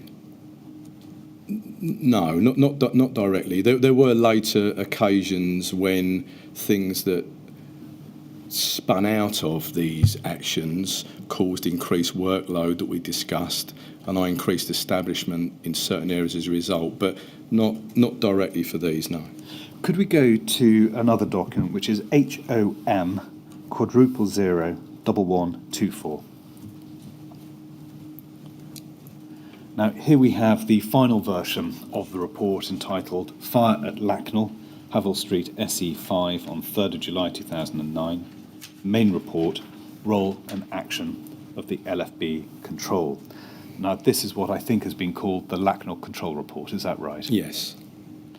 And this is dated, as we can see, November 2012, and it was prepared by the LFB for the purposes of the coroner's inquests, which were due to start in January 2013. Is that right? Yes. Were you involved in the preparation and drafting of this document? No. Not at all? Not in the preparation and draft of it, no. I would have seen it, obviously, prior to going to the board and at the board, but certainly not in the preparation and drafting, no. Would you reviewed at least the final draft? Yes. Would you have made amendments to the final draft or suggested amendments to the final draft? I may have done. Whether I did or not, I can't recall. But essentially, we can proceed on the basis that you were familiar with the contents and the recommendations of the report. Yes. Now, can we look at some of the individual pre-actions to which were allocated to you? And can we start with the first one, which is pre-action 5, which essentially concerned a gap analysis and exclusion of 54/04. Now, in essence, this was a pre-action that required a gap analysis to compare the applicable national guidance governing control with the LFB's own control-related policy and guidance. Is that a fairly accurate, broad summary? Now, if we can go to your second statement, which is at LFB 000-84020/9. This is your second statement, Mr. Brown, and if we look at paragraph 15, you say this: I did not have any direct involvement in undertaking this gap analysis. This action was delegated to Scott Hayward to complete with the support of his management team. Did you have any indirect involvement in the preparation of the gap analysis? No. Who, to the best of your memory, had identified the need for a gap analysis to be carried out between national guidance and LFB's local guidance? I think it was discussion at the Lakenhall House Board. A lot of, if not all of these actions were as a result of general discussion at the board. So I think it would have been emanating from that discussion rather than one person having stand up and saying, I think we should do this. I don't think I could really attribute it to one actual person. Thank you. Could we go to LFB 00118272/1? Now, on the 2nd of February 2010, DAC Cutbill sent you a copy of the draft gap analysis in advance of the upcoming Lakenhall House board meeting. Joanne Stibbards, who we know as Joe Smith, had sent the draft to him. Now, could we look at that attached draft, which is at LFB 00107568?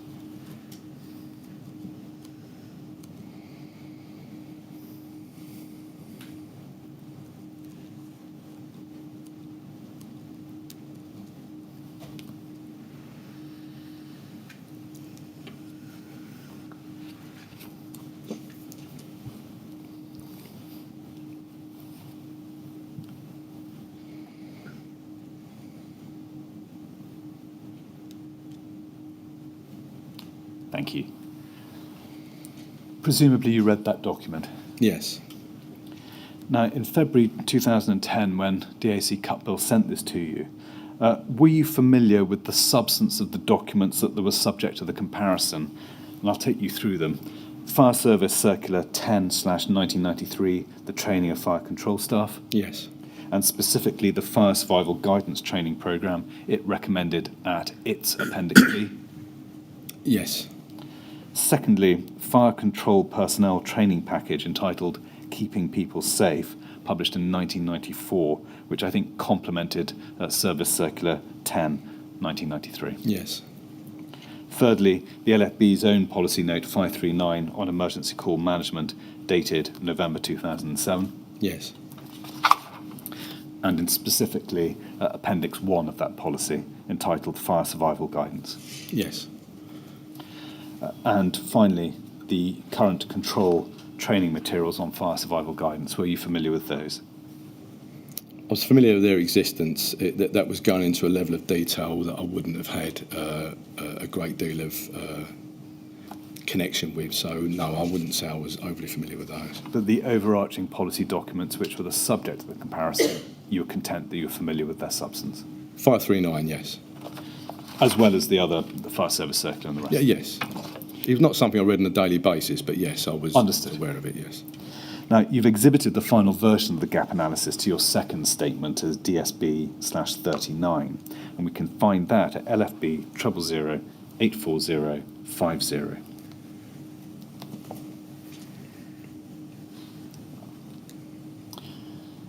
Do you remember when you were first sent the final version? No, I don't.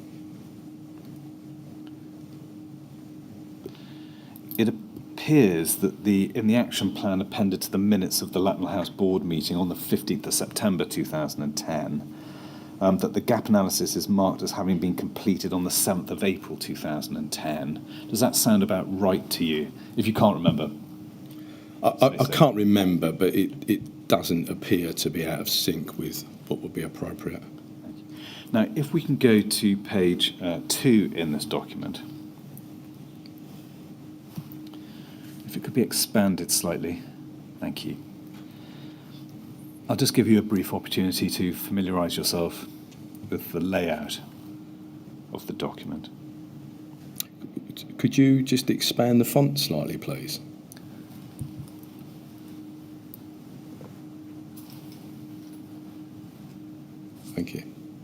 isn't that enough? Yes. Yeah.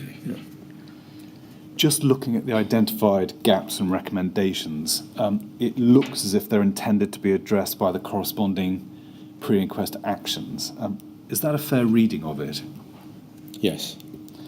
Now, if we can go to page 3 of the gap analysis, and I'd like to look at the 4th column on the 2nd row. And it's recommended there, and we can see it. It's the box which starts, the recommendation is that consideration be given to updating national guidance in Fire Service Circular 1093 and Fire Service Circular 54/04 to include further information on the various techniques that may be required to be used by fire control operators to extract information from callers regarding their situation. Now, looking at that reference to FSC 5404, I think that's a reference to Fire and Rescue Service Circular 54-2004, issued on the 8th of December 2004, and which concerned emergency call management. Am I right? Yes. Were you familiar with that document in April 2010, Familiar with its existence, yes. but not necessarily with its substance? No. Now, can we move forward in time now to the beginning of 2013, so just before the Lacknell inquest were due to start? And for that purpose, can we turn up a document to be found at LFB 000-85853?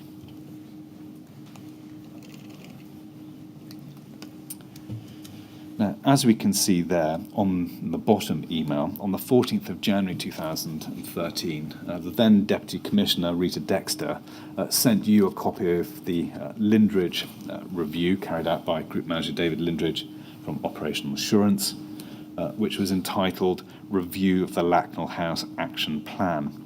That review was, I think, an internal audit of progress with action implementing the pre-inquest actions. Is that right? Yeah, in readiness for the inquiry, that's correct, yes. For the inquest, rather than the For the inquest, sorry, yes. Now, she says there in a brief email, there seems a lot in here to be concerned about. Would you let me have your comments on mine, please? And we see 2 days later, on the 16th of January 2013, you reply with your comments and confirm in the second sentence that you discussed the report with Dave Lindridge to avoid any confusion. Can you remember now what particular aspects of his review that you discussed with Group Manager Lindridge? Well, particularly the issues that Rita had raised. I think this was around the gap analysis. So I certainly discussed those with Dave. But Dave had been updating me regularly on the issues he'd been finding anyway. So we'd had discussions in the round about all of the issues he'd found. So I can't remember exactly what I discussed on this particular meeting with Dave. Is it fair to say then, on the basis of that answer, that the conclusions of the Lindridge review were not a surprise to you when you first saw them? No, they weren't, no.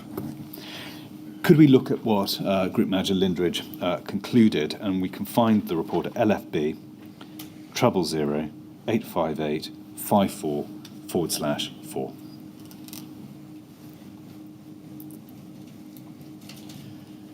Now, I go to this directly because there is a useful summary described as key findings, which are at the bottom of this page, and go over.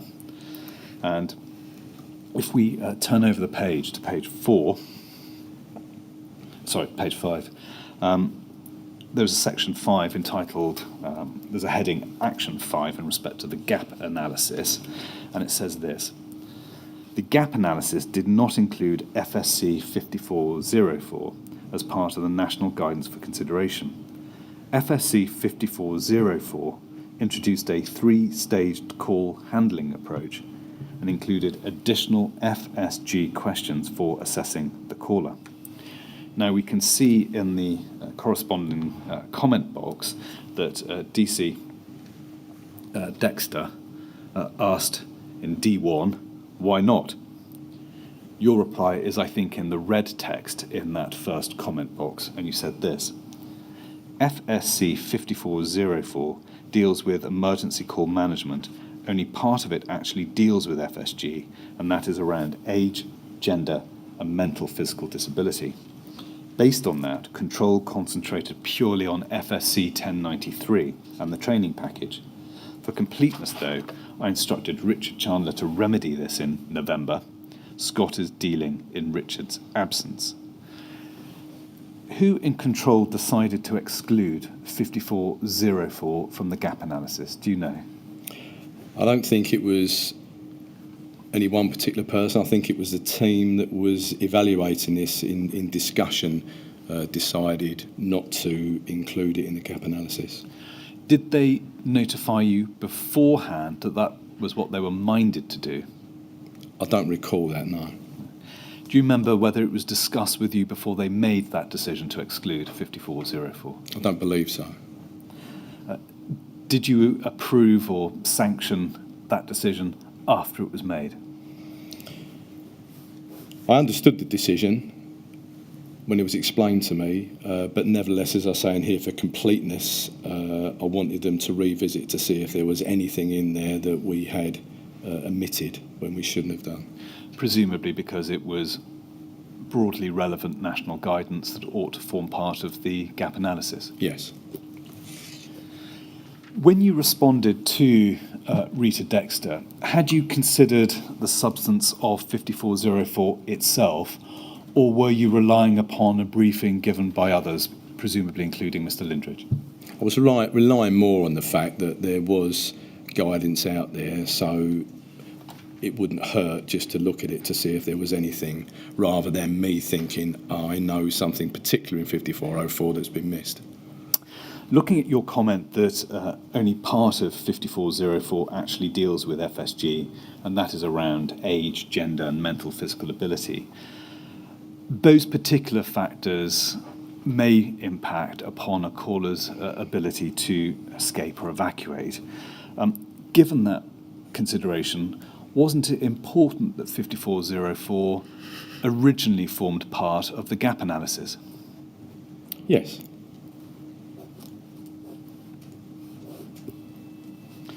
Now, can we go to a separate document, which is HOM:01124/50, which is an extract from the Blacknell Control Report? And if we could look at paragraph 295, and just to orientate yourself within what was a fairly lengthy document, this is found in the section entitled Conclusion about the handling of the fire.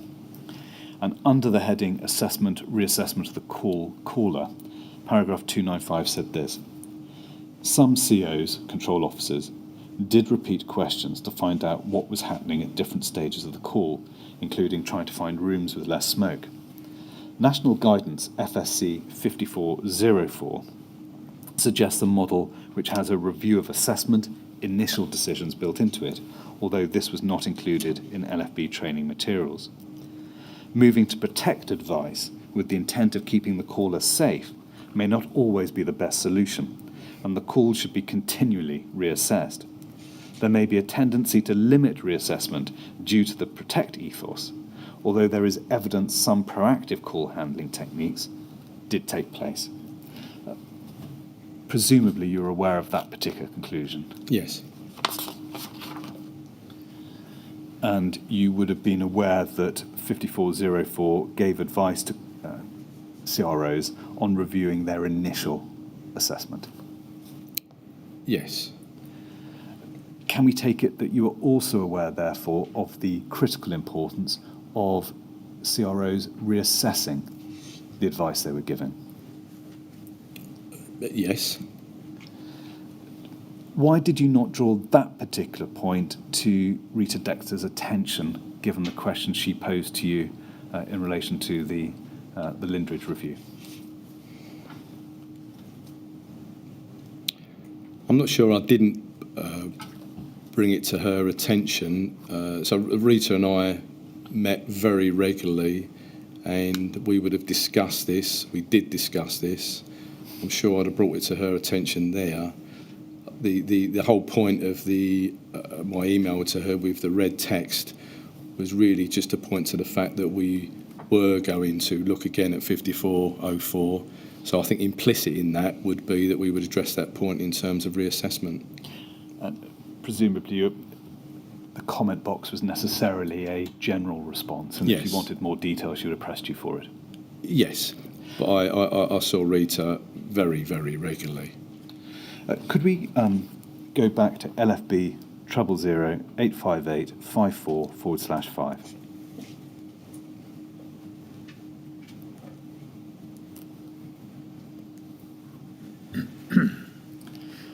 Now, what had prompted you to ask Mr. Chandler to revisit consideration of 5404?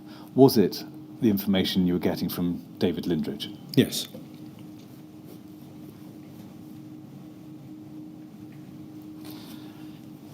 Was your instruction to Mr. Chandler to consider, broadly described, to consider 5404 as part of the gap analysis, or did you give any further direct or particular steer to him as to what you wanted to see covered?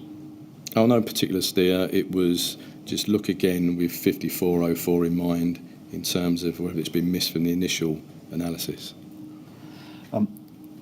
When Mr. Millett discussed this particular matter with Scott Hayward, he said he couldn't recall whether he was asked either by you or Mr. Chandler to deal with consideration of 5404. Can you remember now, did you ask Mr. Hayward to do anything in relation to that circular? I can't remember specifically, but as I've noted here, I've asked Richard. Then Richard was on sick leave for a period of time, and the fact that I've said Scott is dealing, to me that means either Richard has previously told me Scott is dealing, or I've then gone to Scott. I can't remember which it was though. It was one, I think, correct me if I've got this wrong, Mr. Chandler left in October 2013. Yes, but he was on sick leave for a period before Christmas 2012 to about April in 2013. The reason I understood, okay. Could we go to LFB 000 83987?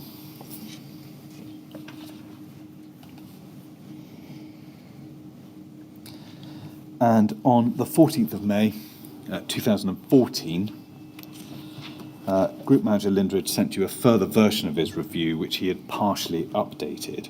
And if we can go to the attached report, which is at LFB 000 83988. That's the attachment, the updated document.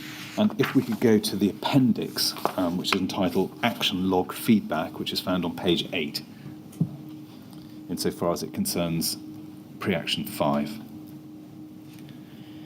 And we see under on the column dedicated to review process findings, the second paragraph on the right-hand side says this: DCLG, so that's the Department of Communities and Local Government, confirmed that both circulars 1093 and 5404 are extant, but FSC 5404 was not included in this gap analysis. FSC 5404 covers the wider subject of emergency call management, in which FSG is referred to in relation to pre-arrival safety advice.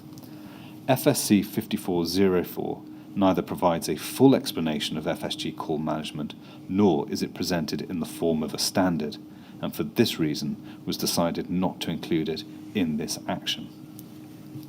Now, on that basis, it appears to be clear that the gap analysis finally did not include a comparison with 5404.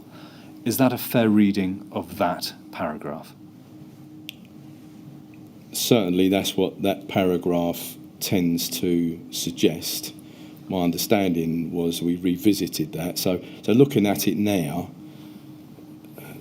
I'm not sure that is an accurate description of where we finally ended up. But it certainly reads that way, yes, I accept that. And this is May 2014. Yes. Mr. Chandler had left the LFB by this stage. Yes.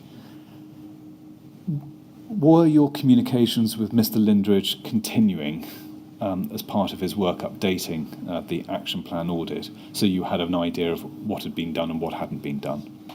Sporadically, my interactions with Dave Lindridge were very much around the period that he was undertaking the review, so late 12 into early 13.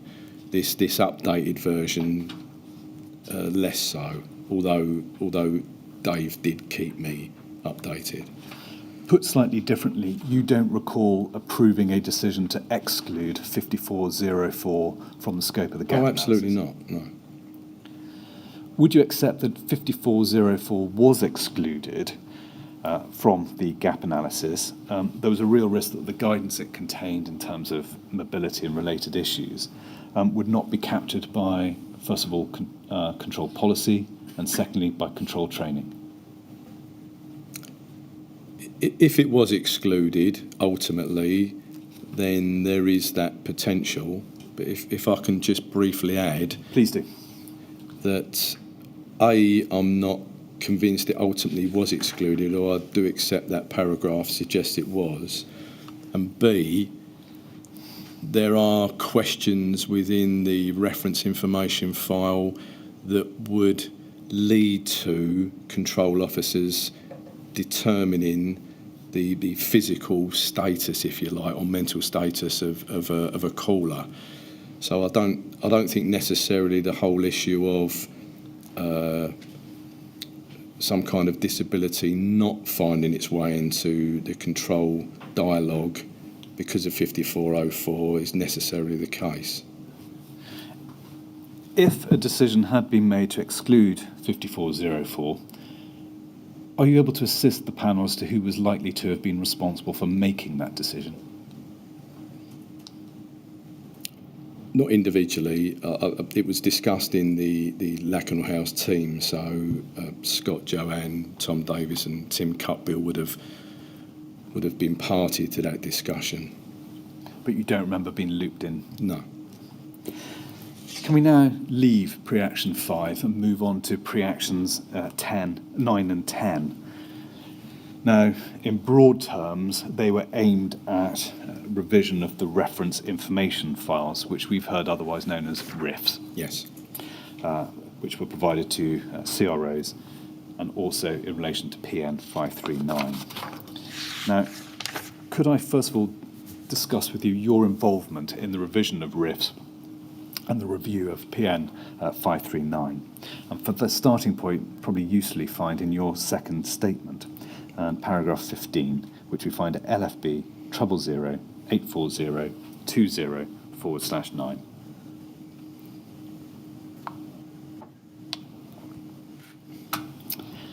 Now you say there this: I did not have any direct involvement in the review of policy note 539, emergency call management.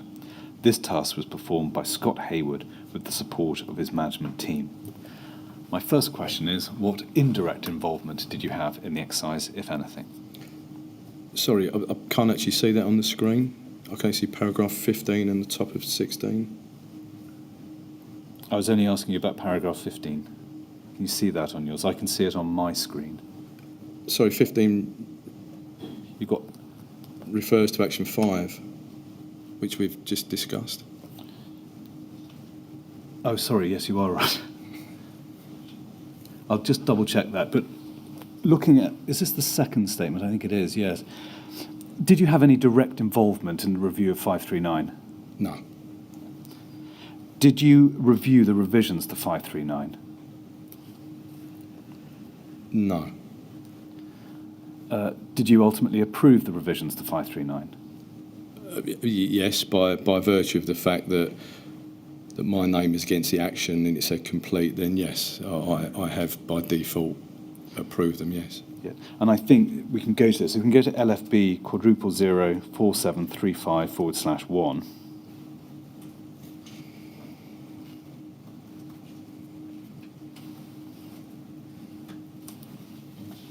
That is 539.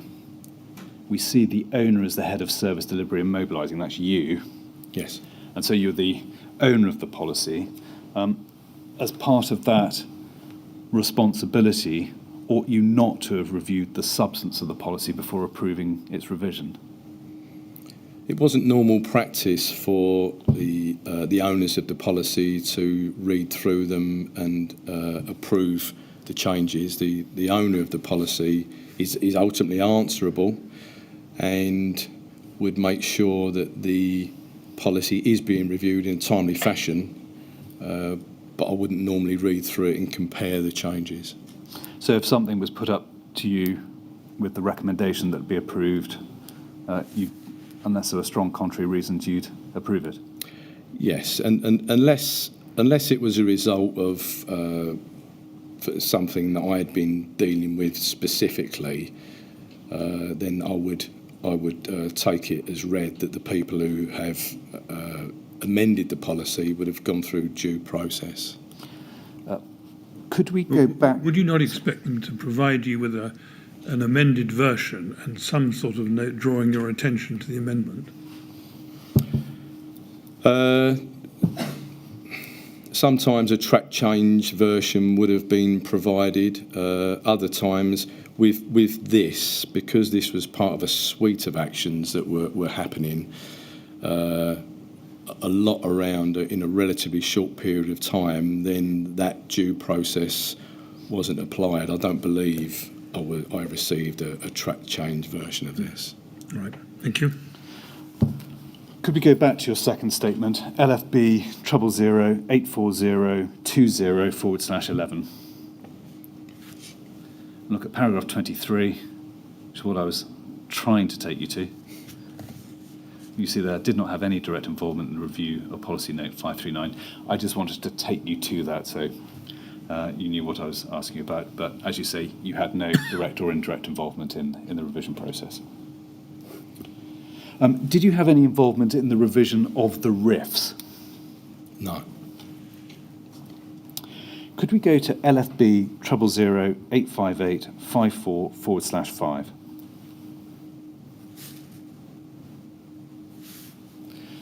And if we look at what Group Manager Lindridge said in his review, and this is the January 2013 version, about pre-inquest action 9, which is further down the page. Thank you. And the revision of the RIFs in particular. The RIF has been reviewed and has been amended to comply with FSC 1093. The guidance introduced in FSC 5404 is not included. And then if we go over the page and look at the commentary in relation to Action 10 and the revision of PN 539, Mr. Lindridge says this. And apologies that the text is unclear, Mr. Brown. PN 539 has been reviewed and it complies with FSC 1093, including Making People Safer Control Training Guidance 1994. The revision of PN 539, Emergency Call Handling, does not include the entire details from FSC 5404. It goes on to say in the final paragraph this: specific observations made as a result of this review have been fed back to the ACOPR, so that was you. These will be considered in a forthcoming review of control FSG policy. Now, had you at this time, so January 2013, discussed his review of PN 539 with Mr. Lindridge? Yes. Can you remember what the gist of those discussions were? Or was, I should say. The conclusion of those discussions were that I asked Dave Lindridge to visit control and talk to Scott and quite possibly Joanne to explain in detail the issues that he'd found so that they could consider these in any upcoming review. Can you now remember what specific observations that are referred to here, made as a result of the review, had been made to you?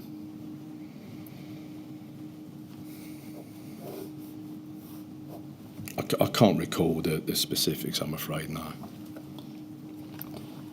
Again, coming back to the regard had to 5404, can you remember whether a separate decision had been made not to incorporate its guidance into PN 539 and the RIFs, or was that simply a consequence of its exclusion from the scope of the gap analysis if it was excluded?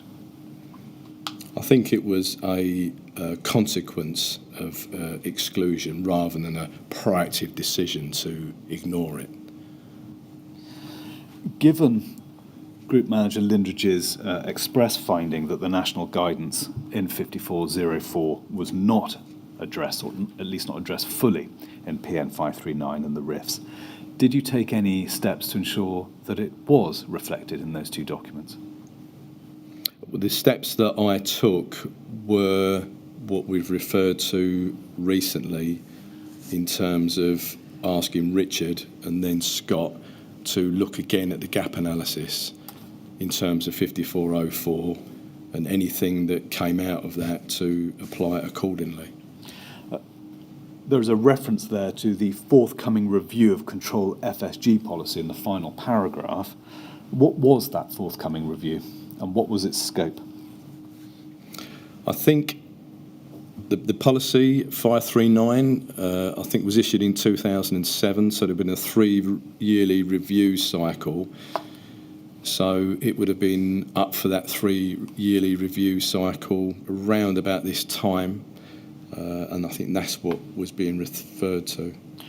To the best of your recollection, there was no bespoke, specific review of FSG policy being conducted by the LFB at that time? Not at that time, no, not apart from the 3-yearly review.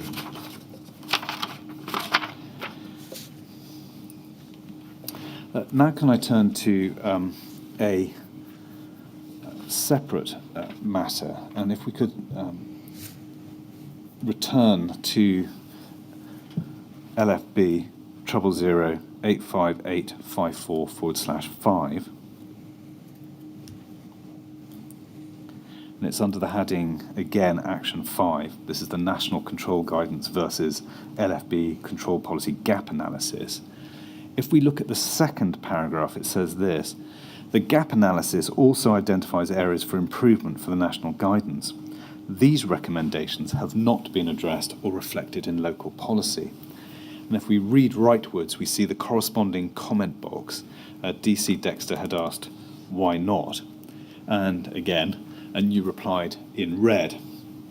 And your reply was this: this isn't accurate. The gap analysis mentions that national guidance could be improved through inclusion of A, stay put advice, and B, better communication between control and the fireground. These have been addressed locally. It also mentions C, more flexibility over the 4 principles of assess, escape, protect, and rescue. D, techniques that COs, so control officers, may employ. And E, fire behaviour in different types of building. These 3 have all been considered and adopted where relevant. Now, in order to give the Deputy Commissioner a full response, did you review the gap analysis against the existing version of PN 539, or did you ask someone else to carry out that work? I didn't review it myself, no, but I think when I wrote this, I was also had the letter that we were considering sending to DCLG in mind, where we listed these issues. And I think those points there reflect the issues that we'd pointed out in that letter. And again, the same question in respect to PN 790. You didn't review it yourself, but presumably someone else at your behest had done. Yes, and Policy Note 790 at that time belonged in terms of authorship with operational policy, I believe. Can you remember the identity of the specific person who reviewed 539 and 790 for you, or was it another team collaborative effort? Well, 539 would have been most probably Scott Haywood and Joanne Stibbard-Smith. 790 would have been ops policy, so I would have probably spoke to Peter Cowart. And I say would probably because that would have been the process I would follow. I don't remember a specific conversation. Looking at the substance of the Deputy Commissioner's question there, did you discuss the answer with Scott Haywood before getting back to her? Yes.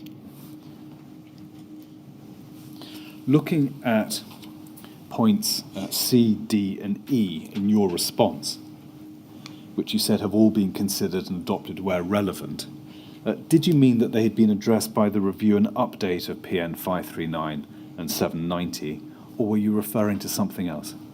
No, I was referring to Policy Note 539, and most probably the associated reference information files. Now, looking at point C in your comment box there, which you refer to the 4 principles of assess, escape, protect and rescue, bearing those in mind, can we go to page 11 of the gap analysis, which can be found at LFB 000-840-50/11.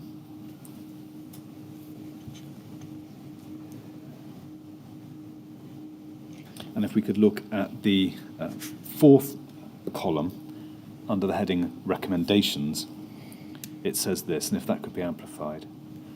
Is the text sufficiently clear for you, Mr. Brown? Yes, thank you. It says this: National Guidance 1093 and LFB training material recognises the importance of initial assessment as the first stage of an FSG call. However, both documents do not convincingly explain the benefits of continual assessment or possible reassessment further into the call to ensure the situation or individual circumstances has not or is not changing. Now, there is no recommendation there to addressing that particular issue in LFB policy, i.e. PN 539. Is that right? It would appear there's no recommendation, yes. Now, if we can go to LFB 00113394,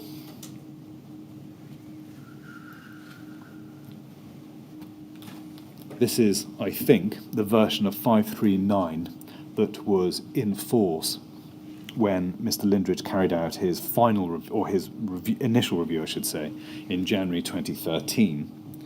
If we go to Appendix 3 in this document, which is at page 16 and concerns fire survival calls generally,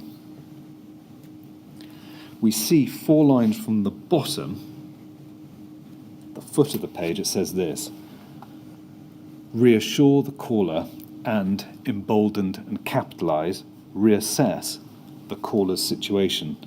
And then it provides some exemplar questions to ask. Would you agree, looking at that particular line, that it doesn't emphasise the principle of continual assessment? Would you agree with that?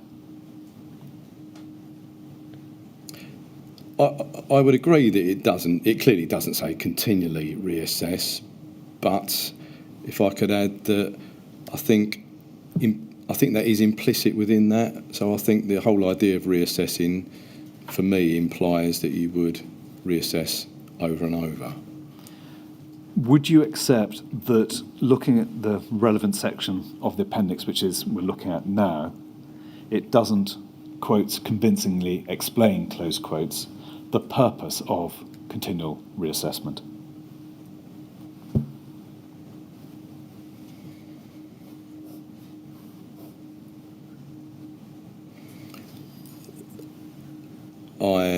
I would agree that it doesn't explain that, but yet I would also think, and I also would offer the view that a control officer, bearing in mind their training, skills and experience, would implicitly understand that.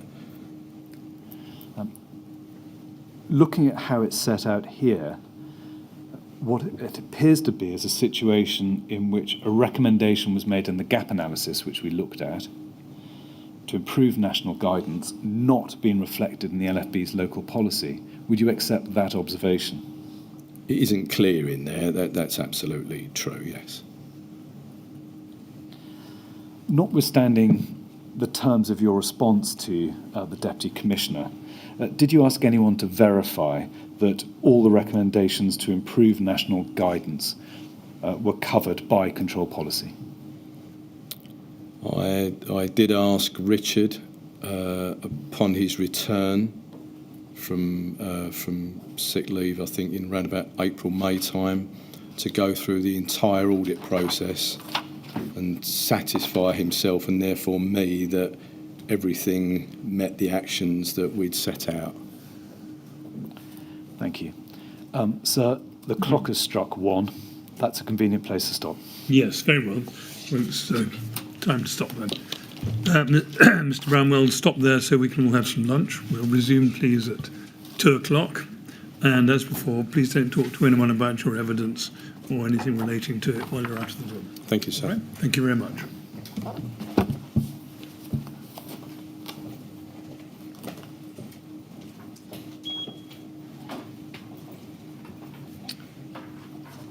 Thank you very much. 2 o'clock. Thanks, sir.